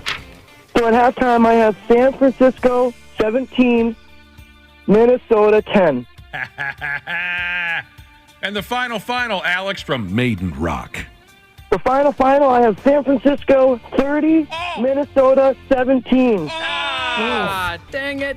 A curb stomping. Yeah, well, you got that Monday night magic that Kirk Cousins has, so, I got to go 49ers, man. He's lights out in prime time, from what I understand. Lights out. All right, what do you do out there in Maiden Rock before we let you go, Alex? Oh, wait a minute. It's in your Jesus name. I forgot already. What's the deal? Yeah, I'm an electrician. I work in the Hudson area, and I listen to you guys every single day that I can. So we appreciate that a lot. Say hi to Randy Shaver and Brad Ryder. Yeah, I love the ass man, Brad Ryder. You can suck a lemon. All right. Sounds good. That's a compliment, Maiden Rock. I love you too. No, I'm just kidding, Brad. I love you too, man. I love the program. It's the best part of my week most of the time. So that's very nice of you to say. Although I think it's going to take Brad a while to get over this one. Man. I'm going back to bed. You've hurt the feelings. You've hurt the feelings of the lonely boy. Hey, Alex, good luck, man. We'll be keeping an eye, obviously, on this nightmare tonight, and I really hope you get rich, son. Thank you. Yeah, have a great time, guys. Thank you. See you, Alex. A fun dude right there. Awesome. Brad, are you cheering for him to win the big money, or are you hoping for next week? It's a good thing I don't really care what people think about me. That was fun. He's kidding around. Yeah, he's busting your chops. He loves you. Oh, that would be a great shirt. Brad Ryder, suck a lemon. Maiden Rock, Wisconsin. Home of Alex. The Brad, the anti-Brad. Brad Roaster. Oh, wow. So there you go. We'll get to this college football here in a few minutes because, I mean, that was a goat rodeo at the Iowa Golden Gopher game. But the Minnesota Vikings are making an appearance on Monday Night Football tonight. The game begins at 7 o'clock on Channel 5. They're facing the San Francisco 49ers. A lot of injuries on both sides of the football. The 49ers will be without Debo. I got mind control over Debo.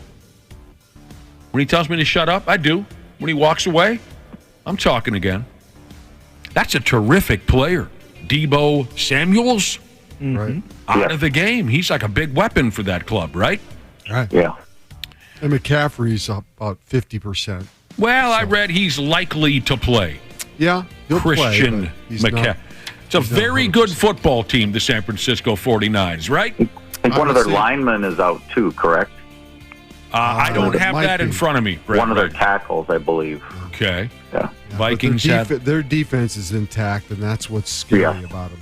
Is that the strength of that ball club, their defense? Well, I think their offensive and defensive lines are their strengths. So who the hell is their quarterback these days? Brock Purdy. Yeah. Oh, Mr. right. The kid from Iowa State. The Iowa State kid. I forgot. They spent all that money on Trey Lance or draft Yeah. picks and whatnot. And now they go with Brock. The Vikings have some shortcomings on the offensive line. Their regular left guard has been ruled out. He's been replaced, and this and that. So I think it's a little worse on the San Francisco side when it comes to injuries, but that's a hell of a ball club the Vikes are up against. I would say it's pretty easy, even when you've got Justin Jefferson off the field. So. Oh, I forgot about him. Yeah. I forgot about him. Yeah. So that'll be tonight's game. So, for anybody that doesn't know, we were at St. Croix Casino over the weekend in Turtle Lake, Wisconsin. Did anybody bet on tonight's game? No. While we were there? No. I typically don't do the future bets or bets where I won't be in the casino to cash in because I know I would just get lazy and forget to mail the slip in. Yeah, I have to mail that slip in, and I'm concerned for myself. I've got to get it done today, or else it's never going to get done. But you got to make it worth it if you're taking the slip home with you. Yeah. I mean, you can't really bet $20 and bring that with you. Then it's not worth it. Whoops. Well, you can, but it's not as worth it. I made a futures bet, and it was only a $20 bet, Brad Ryder and Randy Shaver. Well, good. I bet, and I'll win $600 if it happens. Oh, well, then it's worth it. Oh, okay. I bet that the Cleveland Browns will be this year's Super Bowl champion. Was there any particular reason why you think they could do it, or you just kind of wanted a long shot? Nope. I've had a hard-on for the Cleveland Browns since I was a little kid. Bernie Kosar and Brian Sipe and Ozzie Newsome and Frank Minifield and you know those guys don't play for him anymore, right? Be hilarious if they did. Then that would have been a really bad bet. Could have got better odds than that if they were playing for him. That's not a futures bet. That's a past bet. Bernie Kosar. An alumni bet. Yeah, exactly. Reggie Foghorn Langhorn. Brian Brennan. Wow. Who am I missing? Oh, Ernest Biner. Sure. He crossed the plane, by the way, in that Denver game in '89. Who was this? They've got a great defense. I mean, I'll give them that. They scored 39 points yesterday. But gave really, up 38. So. I've been a huge Browns fan, since I was a kid. I love just that gritty dog pound image that they used to have. So it was strictly a bet made with my heart. Who was the other running back with Ernest Biner? Oh. They had that great 1-2 punch, and I can't think of him. I can't either. Ernest Biner, and someone text me, 651-989-9393, if in fact you're not commenting on the state of officiating in college football. The other Cleveland running back that I remember growing up is Leroy Kelly. Okay. Eric Metcalf? Is that he was He was terrific kick returner. I loved it. But Ernest Biner and I can't believe I'm forgetting this. All right, well, I'm sure someone will come up with it. Yesterday, how about the Detroit Lions getting their asses handed to them? Their asses just straight up handed to them by Baltimore. That was a little wake-up call for what's-his-nuts. Here you go. Here's your ass. Yep. They played well. They kicked their ass. And it's a credit to them. Lamar beat us. He hammered us with his arm. He threw the ball extremely well. He ran when he needed to, and we did not handle it well. Randy, Brad, Kevin Mack. The text machine is blowing up. God, I love that our listeners know this stuff. Who was that? Dan Campbell? Yeah. They got their asses kicked. Well, I mean, they were down, 21-0 after the first 3 possessions of the game by Baltimore. I mean, Baltimore just marched right down the field against them. Green Bay lost by a couple points to Mr. Unlimited in the Denver Broncos. And my favorite head coach, Sean Payton. Unlimited. Can we say it now, Dana, without hurting your feelings? The Buffalo Bills are a wildly overrated bunch of bums. Yeah, they've been struggling this year for sure. Josh Allen, we had this argument 3 weeks ago. He's over. The whole team's overrated. Yeah, they're struggling big time. That was a bad loss yesterday. Jesus criminy. Mm-hmm. No defending them right now. What's your next team? Yeah, you gotta jump ship. No, never. I'm in it for life now. For life, my ass. There's only one thing that's for life. Tell them, Wapple. NWO. That's right. For life. That's right. The NFL's had enough of pre-game fighting. There have been some scraps before ball games lately. The Cowboys and Chargers, the Niners and Cleveland a couple weeks ago. There's a new league crackdown. A memo was sent to everybody. And they are basically saying if there's pre-game fighting, teams will potentially lose draft picks, and they'll be fined massive amounts of money, and players will be ejected before the game even begins. I didn't realize this was such a big issue until I saw that story. Well, it's been 3 of them. Okay. And, the NFL. Oh, they just want to stomp it out. Yeah. Hey, they don't want, nip in the bud. Little kids to cry, and, oh, no, violence,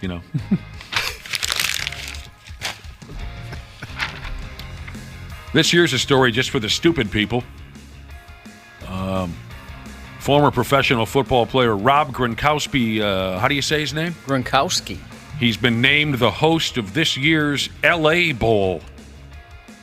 Are you familiar with the LA Bowl? Yeah, that's the one Jimmy Kimmel usually hosts. Right. It used to be called the Jimmy Kimmel Bowl, did it not? Yeah, it's one of the more meaningless college football bowl games. Didn't it start as a joke that they called it the Jimmy Kimmel Bowl? I think so, yeah. I can't remember how it started, but I thought it was some sort of joke. I believe you're right, Josh. And Jimmy Kimmel has hosted it the last couple of years, but now the LA Bowl will officially be renamed the Jimmy Kimmel. Okay, it'll be changed from the Jimmy Kimmel LA Bowl to the LA Bowl hosted by Gronk. That bowl game just rolls off the tongue. Well, they all do, don't they? I mean, really, seriously, give me a list of the modern bowl games with the sponsor involved. Mm-hmm. Like the Chico's Bail Bond Bowl, basically.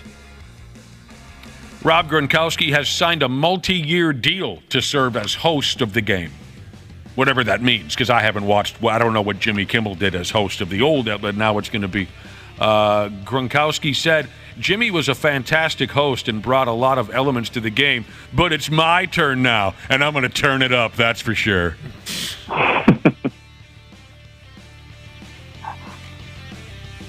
Big Ten's not involved in this. So there's no chance that the Golden Gophers will be playing in the LA Bowl, if that makes you feel any better. All right, let's get to this deal now, because the Golden Gophers won Floyd the Pig Saturday by beating the Iowegians. Amazing. And the ass end of that ball game has to go down as one of the all-time GOAT rodeos in the history of that rivalry. It was hilarious. That was so fun. Yeah. My boyfriend was watching it on his cell phone. It was propped up on his stomach, and so like every 5-10 minutes, I would go over and look at the screen, and he fell asleep. So I kept looking, and I saw that PJ Fleck was on the middle of the field screaming, and I was like, "Oh, I gotta tune in. What's going on here?" Yeah, he was screaming. I like seeing him all mad. 12-10 was the final. I like it when he gets mad, too. I like when PJ's screaming and yelling and coming uncorked with his little pajamas that he wears on the sideline. It looks adorable. He looks like a little baby. Doesn't he, with his bald head? Bald head, sunglasses. I was going I thought it was kind of hot, but And when he wears the pants and the what do they call that thing? Like a fleece? Mm-hmm. He kind of looks like a little baby. A little baby wearing pajamas. I mean, don't get me wrong. I'm not trying to knock the guy. I like PJ. I'm just saying he looks like a mad little baby. 12-10. A lot of people were masturbating over the incredibly low over-under on the ball game. Yep. 30 and or whatever it went under that. And they did. Fine. Everyone can get over that now. I got tired of hearing about it. Thanks, Randy.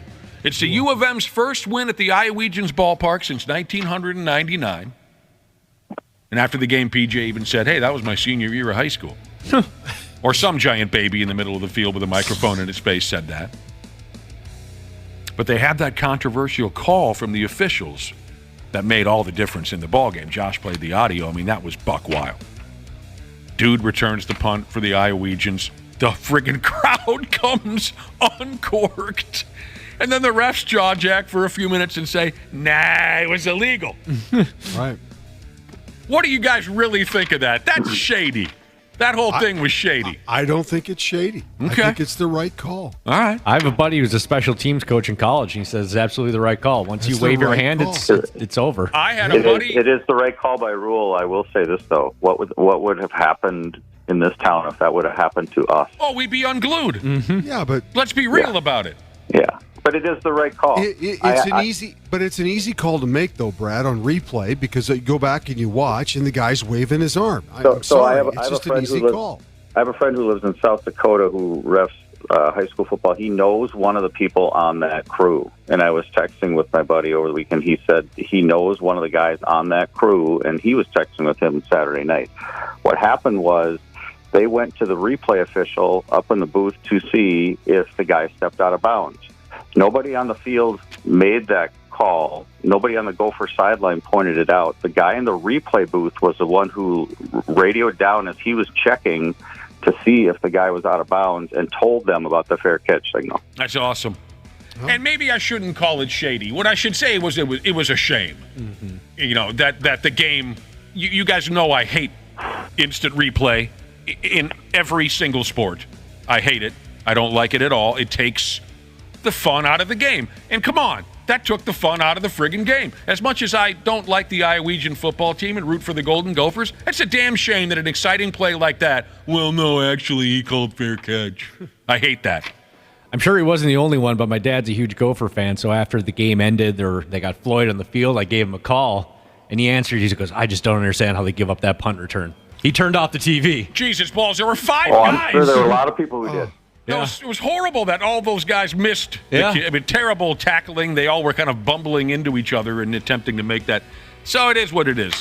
They called it off, and then the Gophers got the interception. And I'm very excited. Don't get me wrong. I just hate when games end that way. Sure. Yay! It's the greatest kick return in the history of the rivalry of this 200-year rivalry. Oh wait, the refs are having a conversation, and it doesn't count. And I just got a text from a listener. Sews her own bras, she's.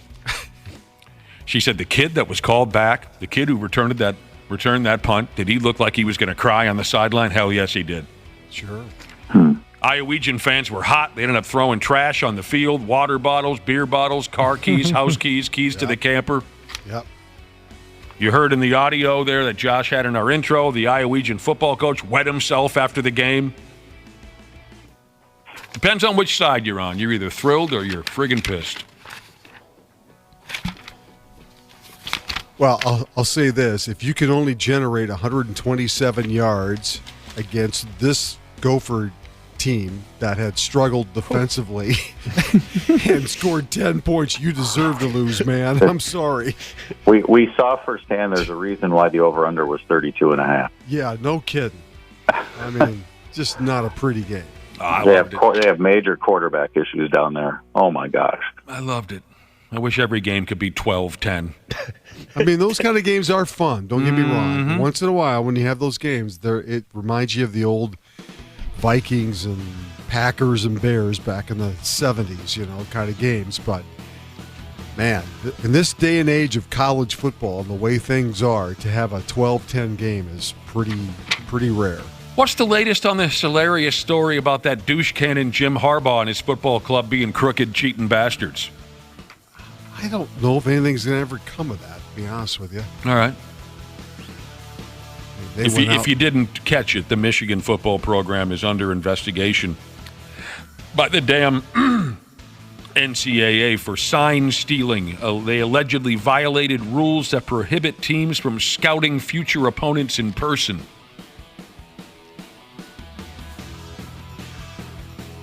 So some think that they were sending somebody or other to the opposite club's football practices and taking notes and this and that. I don't know how. Sounds like you guys are pretty passionate about it. I don't know why. I don't know how you get into somebody else's football practice. How would that happen? You put on a baseball hat and you know what I mean. You dress like a fan dork. Stand on the roof of the building next door with some binoculars. Practices aren't open to the public. Well, I know, but I mean, come on. Every day we read about some guy. Last week we were talking about guys walking around the locker room of this and that. If you want to get in something bad enough, you can get in there. Remember that scene from Pet Detective where Jim Carrey was in the Dolphins locker room? He was trying to see who had the missing. Maybe that's too long ago. He pulls an Ashley's boyfriend and pretends to look like he's looking at the guy's wiener, so that he punches him in the face with the ring on, so he can see how many, if there's any studs missing in it. He had terrible acne, if you remember. Anyway. From what I've read and seen about this, it doesn't seem like it's a blatant rules violation, and it almost seems like the NCAA is going to change the rule back to make this okay, whatever they did. All right, so this isn't a big deal in their mind. So fine, fine. Because everybody hates Michigan, and they're just looking for a reason to take them down. Right. Some of us hate them for a real reason. I do too. You do too? Oh yeah. Now, speaking of college football, continuing with college football, I should say, you gotta see this video of what happened at Alabama's stadium after they beat Tennessee. If you think the kid who got smoked at the baseball game got it bad, the dork fan who ran on the field at the baseball game a week ago and got friggin' leveled, if you think that kid got it bad, you gotta see the video. He got knocked into next week. Oh, yeah. This is up on 93x.com. You guys, this is one of the most fun things I've ever seen on the internet. I thought his head was going to roll into the end zone from 20 yards out. And am I crazy, or one of the other security guards kind of stands over the guy and it looks like he's like, yeah, get some. They both talk trash. Oh, yeah. All right, if you don't know what we're Best talking about, this has become a trend now, and I like it. Maybe fewer and fewer of these social media dorks will be jumping on the ball field. A security guard absolutely decapitated a moron who ran on the field after Alabama beat Tennessee at Alabama Stadium. Well after the game was over. The coolest part is the guy in the yellow who does the tackling. He kind of says something to the guy, then just kind of coolly walks off. Yes, he real does. smooth. My favorite, though, is the guy in the blue who had nothing to do with it and appeared to talk the most trash. Yeah. That would be me. I'd be that guy. They both strut off. Yeah. My God. He just got leveled. The dude who laid the lick, like Dana said, after he talked a little smack, he walked away as if he was thinking, yep, I get paid to do this. All in the day's work. I just made Sports Center. The morons, the dude's cellular telephone went flying back 5 or 10 yards. Because, of course, he's filming himself. Duh, social media. And, I mean, he got That was beautiful, and I bet it felt really, really good. I'm impressed with how far the security guard dove, too, in the air. It was like a good 5 yards, and then he hit him. He must have played the game in his younger days, Wapple. He got a good dive in there. That's a forearm shiver. Oh, if they did that in wrestling. He killed him. He killed him. As God is my witness, he's been broken in half. That's a hit. Oh, yeah. Did you see the Northwestern University football team's kicker break out his cow milking celebration? Oh, I did. Yeah. This is also up on 93x.com. It's one of my new favorites, Josh. I thought Josh Allen does this. I know I saw something like a montage of celebrations on TikTok or something like that. He's done it before. Well, he puts his thumb somewhere, we found out. Usually, was it the hole in his helmet? Usually when he's trying to win ball games, he's got his thumb planted somewhere. I've seen him do this before. Oh, okay. Jack Olson is the little kicker for Northwestern. He kicked a field goal in their game against Nebraska there on Saturday. And in celebration, just in case folks aren't able to see the video, this Olson formed udders with his 2 thumbs by basically giving what looks like a double thumbs down, right? And then one of his linemen came over and milked his thumbs for him. It's weird. I want to start doing this, Josh, Yeah, me too. when we have a decent promo or something. We'll... That'd be the day. Josh was talking earlier about Marvin Harrison Jr., who plays football for Ohio State.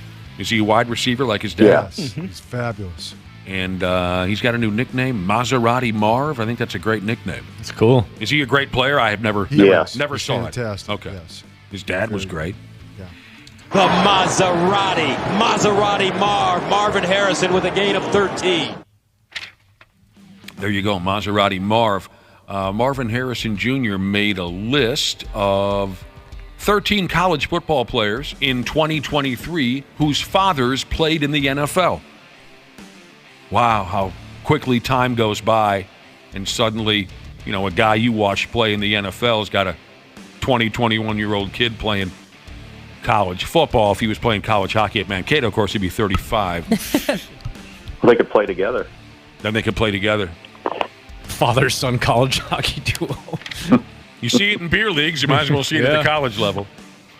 13. I don't know if I have all 13. Maybe I missed somebody, but I find this stuff very interesting. Of course, Shadur and Shiloh Sanders, Dion's kids, playing with Colorado.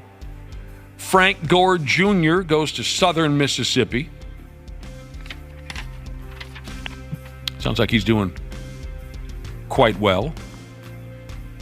He's a running back, but I understand that they had so many injuries a couple years ago on the Southern Mississippi football team, he even played some quarterback because he had nobody left to do it. That's fun. Brendan Rice, son of Jera Rice, plays for the University of Southern California. I wasn't aware of most of these guys. I didn't know Jera Rice had a kid playing college. You guys know that already? Randy Pratt? I did not. No. What about Christian Driver, son of Donald Driver? Plays for Penn State. Antonio Gates Jr. for Michigan State. That's who the Golden Gophers face next. Mason Taylor, the son of Jason Taylor, plays for LSU. Joe Alt, the son of John Alt, plays for Notre Dame. For Notre Dame. Christian Harrison, the son of Rodney Harrison, for Tennessee. E.J., this is the one that really surprised me, that I wouldn't have heard of this. E.J. Smith, the son of Emmett Smith, plays for Stanford. Eden James, son of Edgerrin James, for Howard University. And E.J. Warner, son of Kurt Warner, plays for Temple. What a life. You know what I mean? To be the son of one of these big shots. Did you make it? No. So why are you so cheery? Because my dad's a multi-billionaire?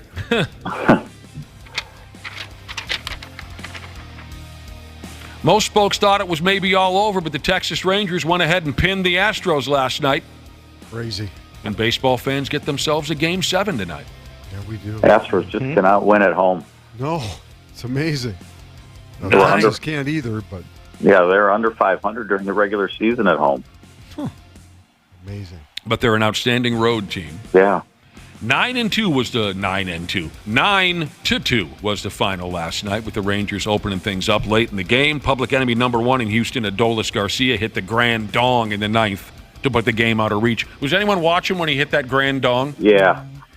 He had struck out 4 times prior, and of course, because of the fight on Friday night, the Houston crowd was just up his behind, right, booing him sideways. I thought when he hit that ball over the fence, I thought he was going to do something ridiculous. I thought he was going to crawl in the stands and slap a kid or something. You could tell, like, he really wanted to stick it to that crowd, and he got to.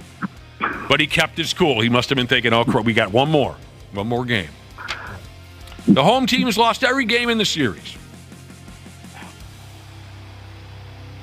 Now, if you want to hear something kind of interesting, the only other time that the home team has lost every game in the series, the only other time that happened was in the first 6 games of the 2019 World Series, which was lost by the Astros and won by the Nationals.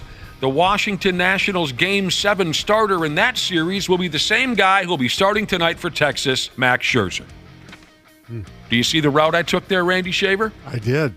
Impressed? Yes. The Astros will go with Christian Javier. 7 o'clock tonight, the game will be televised on Channel 9. Game 6 of the National League Championship Series goes ahead at 4 o'clock this afternoon on TBS. The Phillies are going to try to wrap things up with a win at home. Arizona will try to force their own Game 7. Fun day of sports. Definitely. Yep. What do you effing guys think is going to happen tonight and today? I don't think Scherzer was not terribly impressive the other time he pitched in this series. So I have a sneaky feeling the Astros might actually win a game at home. Okay. And win. Scherzer did not look terribly sharp. No, he did not. I think Arizona extends that series. I'll go with Merrill Kelly today. All right. Ooh, I want to see the Rangers win. By God, I do. I do too. Same.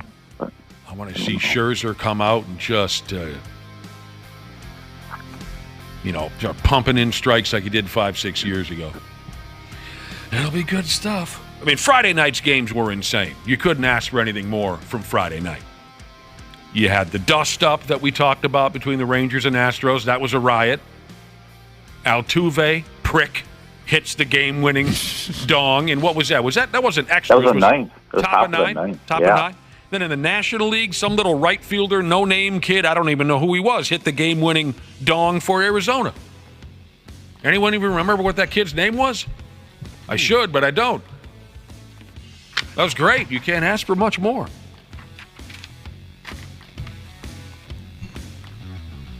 Oh.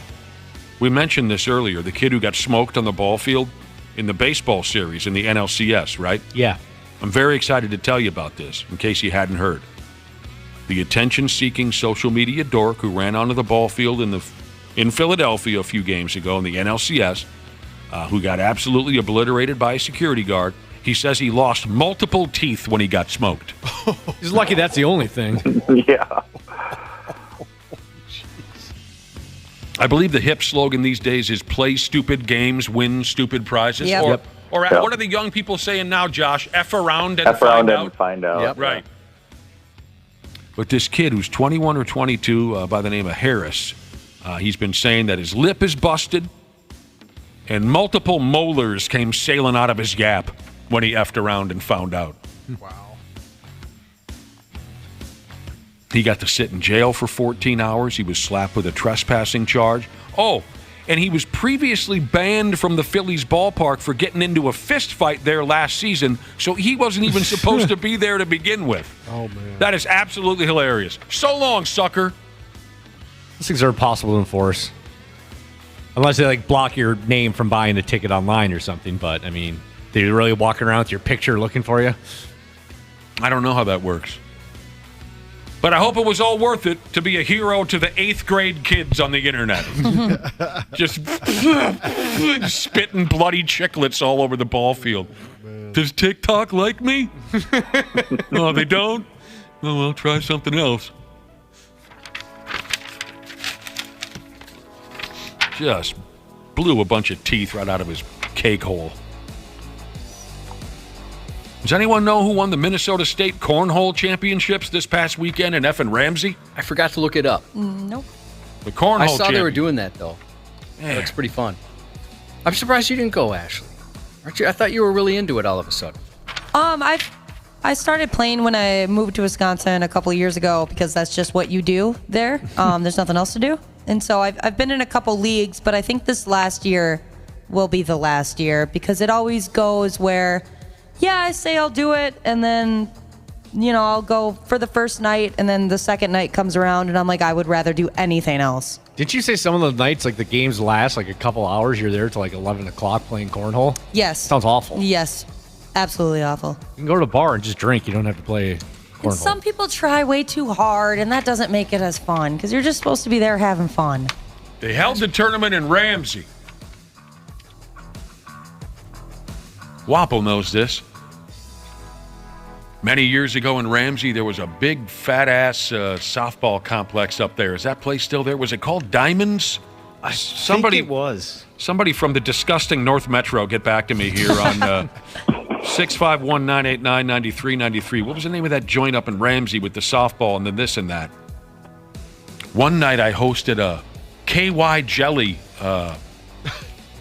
wrestling tournament. I hosted. I didn't referee.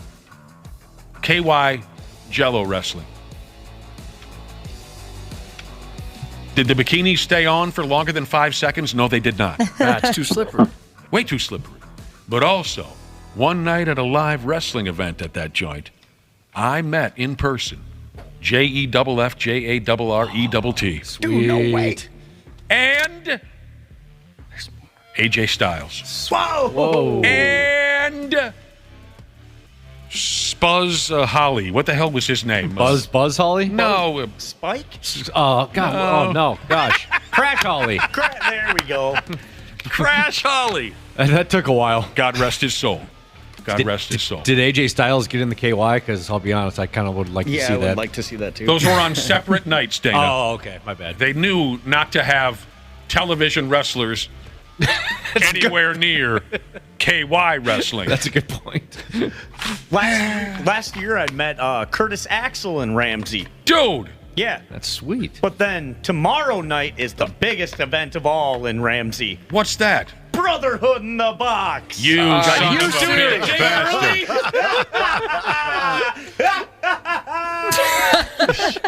You dirty little Muppet bastard. Well, now you got to tell us about it. No, he can tell us about it tomorrow. Well, I want to know now. We have no obligation.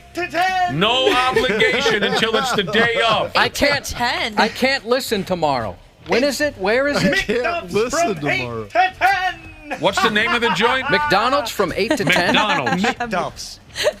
McDuff's. Yes. Oh man. Maybe I was Duff Man. Duff Man. Okay. I think I was right about the joint. Diamonds. Here comes Jeff Jarrett. Here comes Spike Dudley. Crash Holly. Both very established performers at that time. Especially Jarrett. Yeah. AJ Styles was brand stinking new. But, still, you had those established stars. And I'd like to tell you there was more than 11 people there. Oh, no. But there was nobody there. It was me, the wrestlers, and like 9 or 10 people. Probably a couple of them didn't even realize it was wrestling night. They just showed up to the bar. Just sat in the lawn. Well, it was outside. Oh, okay. So, they... Did he have perfect hair back then, too? Are you AJ talking Styles? about... it was very short. Oh. This was before he did the soccer mom look. Wow. Very short. Very clean cut. He's got to have great conditioner. Oh! Is that the secret? You bet. Has to be. Hey, I had just kind of forgotten about this, but I'm very happy to tell you that it sounds like maybe our guy Zachy is getting closer and closer to jumping back into the mix with the New York Islanders. Sweet. You know, I had read a couple weeks ago that he wasn't altogether sure what he was going to do, if he wants to play or not play, and the Islanders were giving him a hell of a lot of leeway, as they should. Veteran player, works his ass off. High caliber player, let him think it over. I heard he's been skating around town here and there, and I hope he does jump back in and show these pricks in town here that he can still play. Go ahead, Zachy. Be a dick.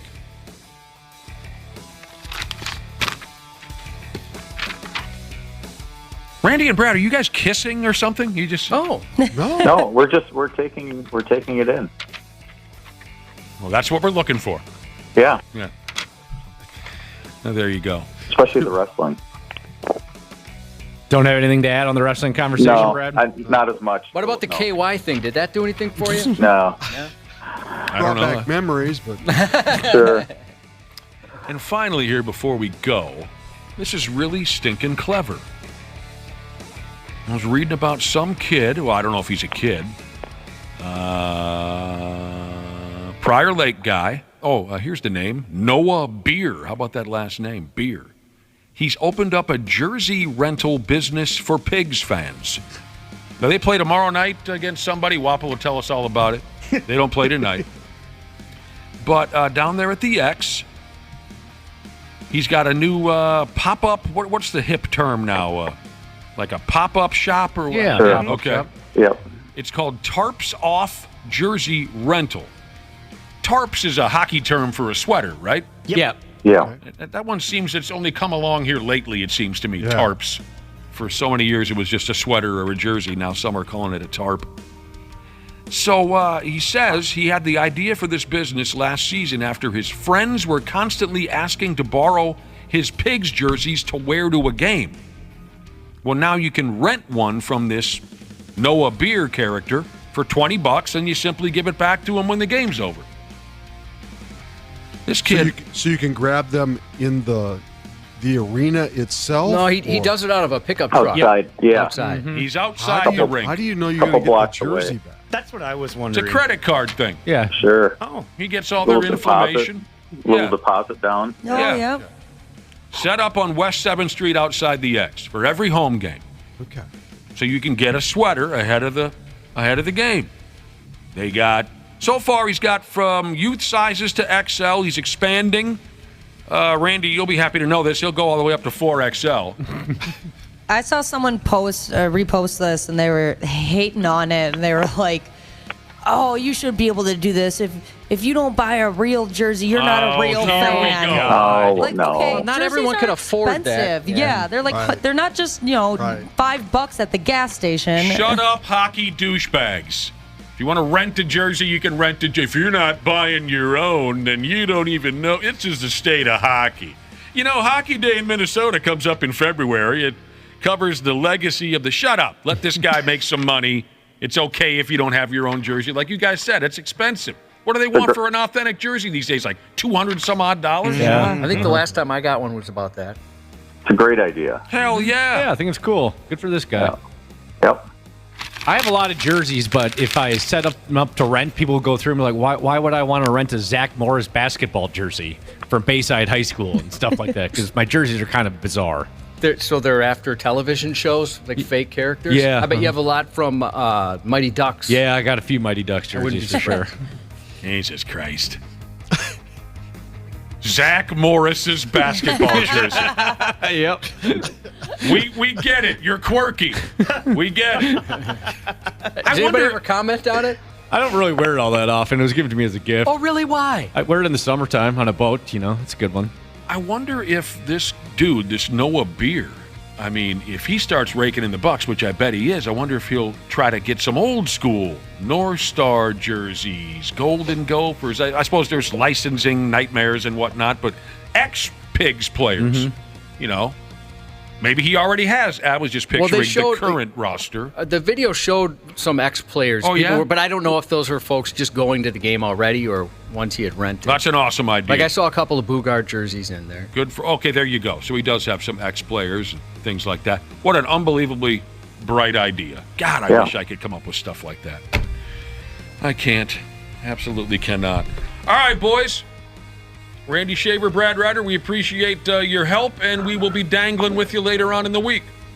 Okay. Sounds good. There you go. The 93X Half-Ass Morning Show. Our experienced and certified technicians at Standard Heating have been trusted to keep our fellow Minnesotans comfortable and confident for over 90 years. We're ready to do the same for you, providing comfort you deserve since 1930. And now is a great time to join their team. Standard Heating and Air Conditioning is currently hiring experienced and entry-level HVAC technicians, dedicated to improving the work-life balance of their employees by providing benefits that include parental leave and 401k match. Apply today at standardheating.com. Get an inside look at Hollywood with Michael Rosenbaum. Let's get inside of Anthony LaPaglia. My grandmother will be 95 in June. I haven't drank water in 95 years. Look at me. Do I need water? You look a little dehydrated. A little bit. Your skin's a little dry. And when I do drink it, it bores me. Yeah. Just drinking it, I start to nod off. Inside of You with Michael Rosenbaum. Wherever you listen. The 93X Half-Assed Morning Show. Absolutely fantastic. It's Monday, and this year is the 93X Half-Assed Morning Show. We're setting perfectly at 8:30 in the godforsaken AM. So let's get her done here. Let's give her. Real quick, I know some time has gone by, but I wanted to go back to a subject we effed with earlier. We were talking earlier about folks who, no matter how much time has gone by, people who hold a grudge against somebody forever. And it's usually pretty nitpicky, silly kid stuff. I mean, obviously, somebody stole your car or hurt you seriously, physically or emotionally. I can understand how you'd hate those people for the rest of your lives. There are people who I will hate until the day that I die. I'm talking about stuff, a minor issue from years ago, a misunderstanding. You just never liked that person, and you're going to continue to assume that they're the same person they were in 8th grade kind of grudge. That's what I'm talking about. I'm interested. I know people who are like this, and I got a very interesting text from CFH bass player Jesus. I think I've met him once or twice. I want to say I met him up at Brainerd International Raceway. CFH bass player Jesus. You recognize the name, I'm sure, Cubby? Oh, yeah, he texts quite a bit. That's awesome. This guy holds a grudge. Now, listen to his story and tell me which way you go with this. He says, in the late 80s, I sold my bicycle. A GT Pro Performer freestyle bicycle. Oh, awesome. That's badass. You guys, you know what that means? Oh, yeah. I had a friend who had one, and I was so jealous. It was like chrome almost is what it looked like. One of them dirt bike, the guys ride them. BMX bike. And they go over the bumps and the things. Okay. I was really into that stuff. GTs were like the top-notch bike to get. Those were great. Yeah, there was a few. There was a few that I coveted, and that was one of them, for sure. I had a GT. I couldn't tell you what it was, and there was nothing fancy, but this guy, he had a GT Pro Performer freestyle bicycle that he paid about $350 for in 1986. Man. But he upped and got his driver's license. And there was a kid in the neighborhood. He told the kid, hey, I'll sell this to you for $150. The kid gave him $15 and said he'd pay him the rest when he had it.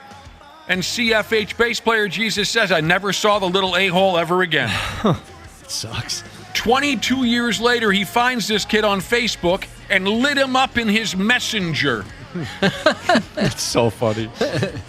The kid tried to shame him for being broke. What, do you need that money? You're broke or something? Oh, my gosh. No, it's my money.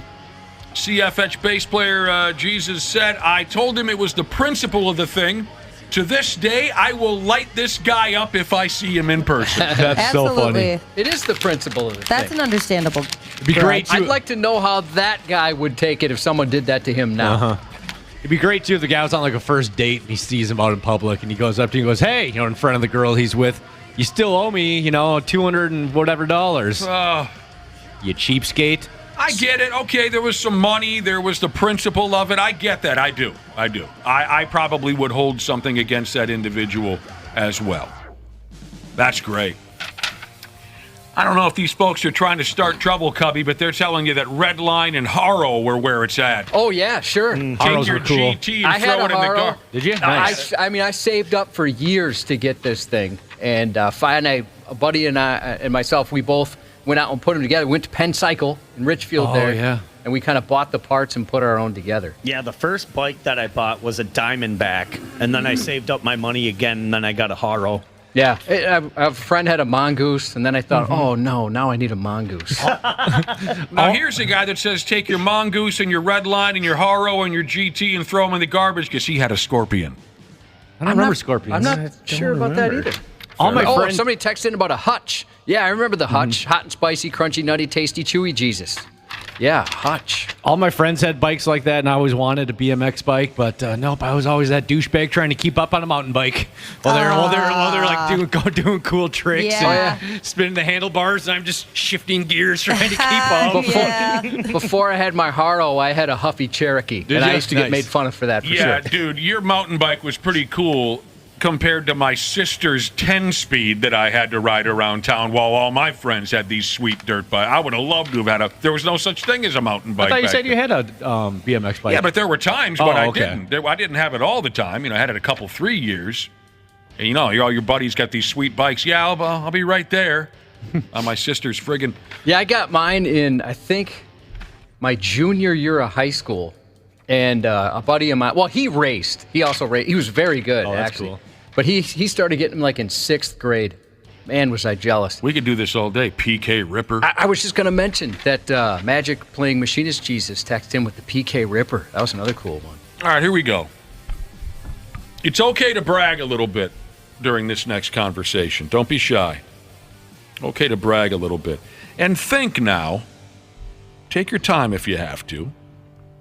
What's something you're better at least you think this, your opinion is, what's something you're better at than 99% of other people? 99, that's a high number.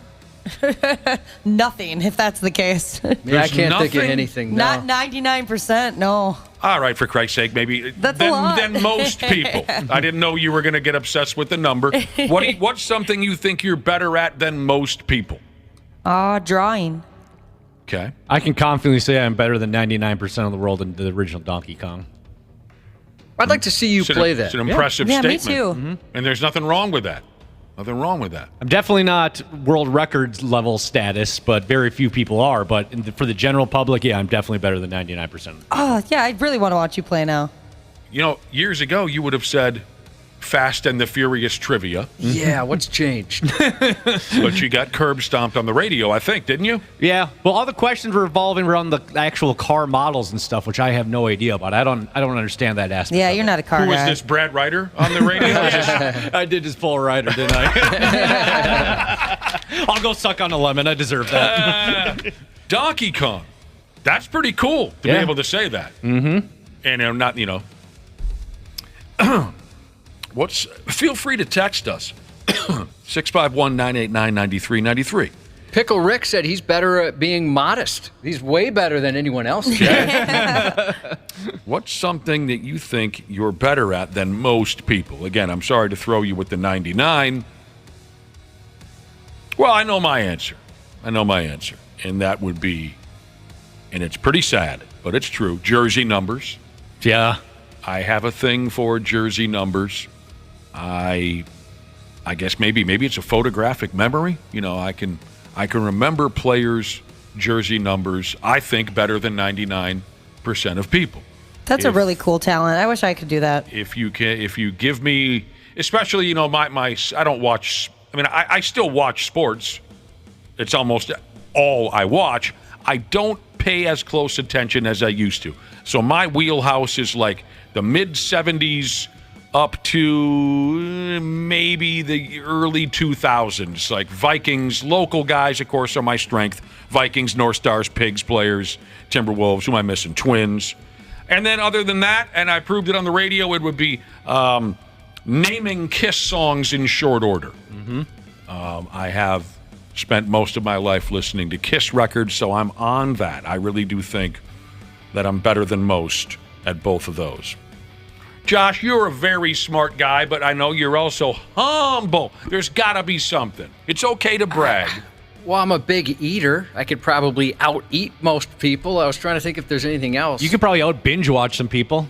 Well, I only do like Friday and Saturday nights. Yeah. You know, so I can't say there's people that watch TV every day. Yeah. That's true, but I was talking about session-wise. Haven't you put in like some 10, 12-hour sessions on shows before? Oh, no. Oh, you haven't? I mean, Okay. well, like 8 to 2, something like that. It's usually like Friday nights or Saturday nights.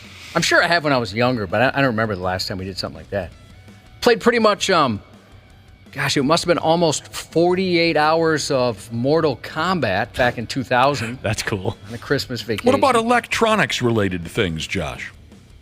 Nah. Hooking up a computer, hooking up a this or that. You're a whiz with electronics. Maybe if I'm using the right term. For radio people, editing audio, not like a professional audio editor, but I'd say for radio people, maybe I can do that better than some.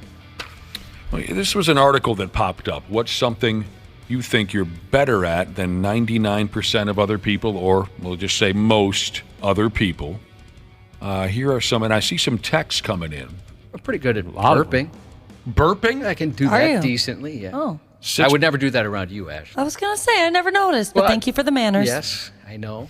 651-989-9393 if you want to text in what you think you're better at than most folks. Here are some others. Knowing what television show or movie that actor or actress was from. That is a certain special power that some people have. My wife she's one of the best at that. And it's ridiculous. She'll be like, oh, I think, and she'll have a call back from a show that aired in 1982. Sure. Yeah, I think he was on 2 episodes of Good Times. Yeah. No, he wasn't. That's ridiculous. How would you ever and we look it up, and she's right. She does that all the time. I don't know how she recognizes people. I think I could hang with your old lady on that subject. Now, again, there are parameters. 70s and 80s, I watched a lot of television. So I think I'm pretty what's the word? Sly or skilled, sharp. I can look at an actor or an actress and I can usually piece together something they did in the 70s or 80s. Picking things up with my foot, says another individual. Better than most folks at picking stuff up with my foot. Never bend, what's it say here? Never bend over, never give up. Oh, that's their slogan. Picking things up with their foot. I've tried that before. You know what happens? Cramps. Oh, yeah, absolutely. Yeah, my foot will cramp up. Next thing you know, I'm doing the Peabody around my house. I'm doing a disco dance. I've got these little toes on these giant block feet. Doesn't help. I'm not built for it. Here's an individual who thinks they have a weird gift of knowing what the temperature is without looking. Okay. I think we can all get in a range, but I don't know if they mean, exacts there. I don't know if I can't compare myself to other people because I don't know, but I have a habit of going exactly the speed limit without necessarily knowing the speed limit. You know what I mean? Sure. Like I can just kind of get it from the road. So does everybody do that or? Yeah. Like it's pretty for much the most part. Like, if you're in a residential, it's usually like 35, right? And then if there's like... Well, not Minneapolis. Yeah, so I usually just go about 30, 35, and that's usually correct. So you know what speed you're going without looking. You can estimate it just by feel, you're saying, Josh. Pretty much, yeah. Oh, yeah. If it's my vehicle. I don't know. Yeah. Have you ever gotten into like a new car, Josh, and you look down and you're like, holy cow, I thought I was, like, it felt like I was going about 50, but this thing cruises. And I was with Nick when it happened. Oh, that's right. I love that story. On our way to Vikings training camp when it was in Mankato, and we were going over 100 miles an hour, and we just not paying attention to how fast we were going. That's nuts. Well, my girlfriend at the time had the sporty little number, and I hadn't driven it before. You know what I think was going on there is that we were falling in love. That could have been it. I mean, really, honestly, because we had, I don't know, I mean, we knew each other. I don't know if we knew, I think that was the trip where we sealed up, that we're going to be the best friends forever. You're probably right. We really were jaw-jacking and really getting to know each other, and we had no idea. I still have to look at the speedometer, or else I don't really know what the hell I'm doing. Whistling. I suck at that. I wish I could do one of those where people put like the fingers in the mouth one. Oh, that is cool. Yeah. I can't do that, but I think I'm pretty good at whistling a tune. I've never heard you whistle. Yeah, give us a little something.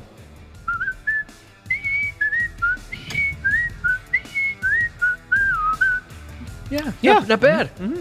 Do you know what that was? Yeah, that was. Is it Green Acres? No. Andy Griffith. Oh, There Andy we Griffith. go. Of course, that was the old Andy Griffith show. Yeah, you got a good whistler on you. I also feel like I can bring it, but it's just been years since I really whistling. Here's an individual who says, I've been stopped by people and told I whistle better than they've ever heard. That's cool. If I could figure out how to make money off of it, I'd be in business right now. I have a friend who's got a kind of a unique one that she can spout out. She is one of the top-ranked speed jigsaw puzzlers in the world. That is so cool. Speed For me. Jigsaw puzzle. Speed jigsaw puzzle. Yeah. I didn't know they even had such. Wait a minute. I just saw a story over the weekend about that. Yeah, she was featured in that story. Oh, I kind of scanned through it and didn't really... I'm sure sorry. he didn't pick up names or anything. But yeah, she was... I think she just got knocked out of first place in the country. There was some kind of world tournament here over the weekend. Yeah. Or in the recent days. I'd never heard of it before. Speed jigsaw puzzles. So how fast, could she get 1,000-piece puzzle done? Do you know on average? I think her record is something like an hour and a half for a 1,000-piece puzzle. Wow. Here's the deal. Oh, yeah. That was the article out of the Star Tribune. She was in that. Yep. Okay. They just eat because they eat everything. Anything in their path, they'll eat, including each other. The 93X Half-Assed Morning Show. No surprise, we have some skilled and confident listeners. We were having a conversation a few minutes ago. What do you think you're better at than most people? What do you think you're better at than most people? We threw it out to our listening audience. It's okay to brag for today. I hope I can read all of these properly because I was just chicken scratching down as many text messages as I could here in a hurry from the brother and the sisterhood. What do you think you're better at than most people? One listener says their Donald Duck impression is Fun. lights out. That'll get you laid. Better than most. Absolutely. A few people said they know what time it is without looking at they watch or they phone or the wall clock. Or the sun? Or even the sun. Yeah, it's cool. Yeah. They did not mention the sun, but they An can internal clock. I can identify actors and actresses' voices in cartoons. That trips me out. Yeah, sometimes that is very difficult. Every time I watch Archer, I see oh boy, I forgot his other show. Is that Bob? Yes. Bob's Burgers? Every time I watch Archer, I see Bob from Bob's Burgers and vice versa. Oh, sure. It throws me off whenever I see commercials for Archer because it is so different than his character in Bob's Burgers. Yeah. I don't like it. Now, I don't know how you confirm this, but a listener says, I'm better than most at guessing whether or not a couple has had sex by the way they're interacting. Yeah, I want to know how you know you're good at that. Do you ask? Yeah. Now, I think in a lot of cases, it's pretty obvious. Right. But, Yes. right, I don't know how this individual confirmed these guesses. A friend of mine, his family went out of town, and I accurately guessed how many times he was going to masturbate while they were gone. And I got oddly excited when I nailed the answer. And I even included a 2-a-day. Oh, wow. I gave a fist pump. I got this. I knew it. What was the correct prediction? 6. Jesus Christ. With 1 2-a-day. This person's better at most people than spelling. Wapple, apparently you can attest to this. You went to elementary school with him and he won the spelling bee every year. Do you know who we're talking about? Unfortunately, no. Well, you were high. What about this from All Muscle, No Fat Jesus? Being able to write upside down and backwards. Whoa. Really? I could barely do it the normal way. Oh, wow. Now, that really is something in my mind. Yeah, I have enough trouble just upside down and backward. I have enough trouble just doing it straight up. One of our listeners has never, and boy, do I have a sneeze on deck that's going to knock your socks off. You're good at sneezing. Oh, God. Loudly. You know what I think there? Thank you, Josh. Earlier we were trying to discuss what we thought we're better at than most folks. I think I can sneeze louder than most. One of our listeners has never lost a game of whack-a-mole. Oh, wow. That's when you impressive. gather up 5, 6 of you at the fair and you play, never lost a game. Metal grinding, deburring Jesus said, I'm never cocky, but the only time I am is that I'm better than most at cooking. I can throw down anytime, anywhere. What do you think, Wap? Yeah, that's good. I bet Wapple, you'd be close to better than 99% of people. Were you not listening to that? No, because I'm really curious at who the person from my elementary school was. Oh, you're Googling stuck on that? Well, no, this person's saying that they can throw down with most people with cooking. How good do you think you are as a cook? See, I think I'm a pretty good cook, but there's way better cooks than me. Well, right, but the majority of people are much worse than you. Yeah. Wouldn't that be something? I'm really good at cooking meat. That's like my specialty. Cooking what? Like meat. Like meat. Burgers, steaks. Like I can always nail like a rare, medium well, like that stuff. That's a good talent I wish to have. I could do that. Wouldn't it be something if the spelling bee dude also kicked your ass in high school? You know what I mean? Like, oh my God, even the spelling bee dude? That's why I'm trying to figure out their name. A few listeners said they're excellent, better than most at identifying the makes, models, and years of cars. That's really cool in my mind. I can't do that at all.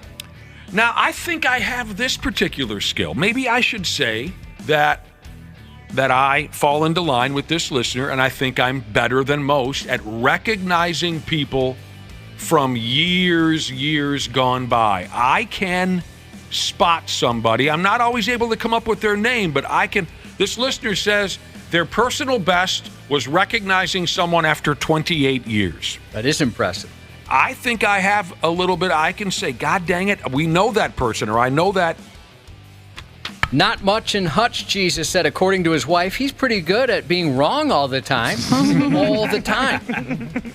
Mount Tucky Jesus is the best at guessing prices of stuff. Once he guessed the total at Target correctly to the penny. Same with house prices, cost of services, etc. That's He'd be great on the Price is Right. A buddy of mine is like that. How would he be great on the Price is Right?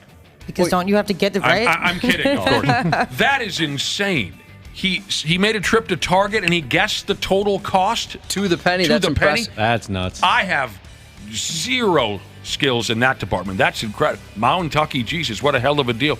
Me and Dana and Wapple were talking off air about like what we're good at, what we could brag about, and I can only think of like not good things. Like Dana said, I'm good at losing things. That's a talent. I'm probably better than anybody else at losing things. Oh yeah, we could all sit here and pick ourselves apart on negative things.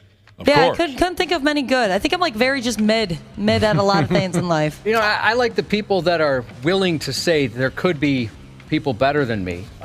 Like this person, I'm better at sex than 99% of other men, but if there's any women that would like to test that out, they're welcome to try. He's not arrogant enough to say, well, I for sure am, but he thinks he is, so feel free to test that out. You know what? I think I got that masturbation thing down pretty well. Yeah. I'd agree. I think I'm in the top 1% on that. You probably are. Is this even mathematically possible? Because I don't know arithmetic. We have a listener in our audience, who in the year 20 plus 20 finished in the top 0.3% of Call of Duty players in the world. That's awesome. That's incredible. Cool. A couple folks out there can make a killer grilled cheese.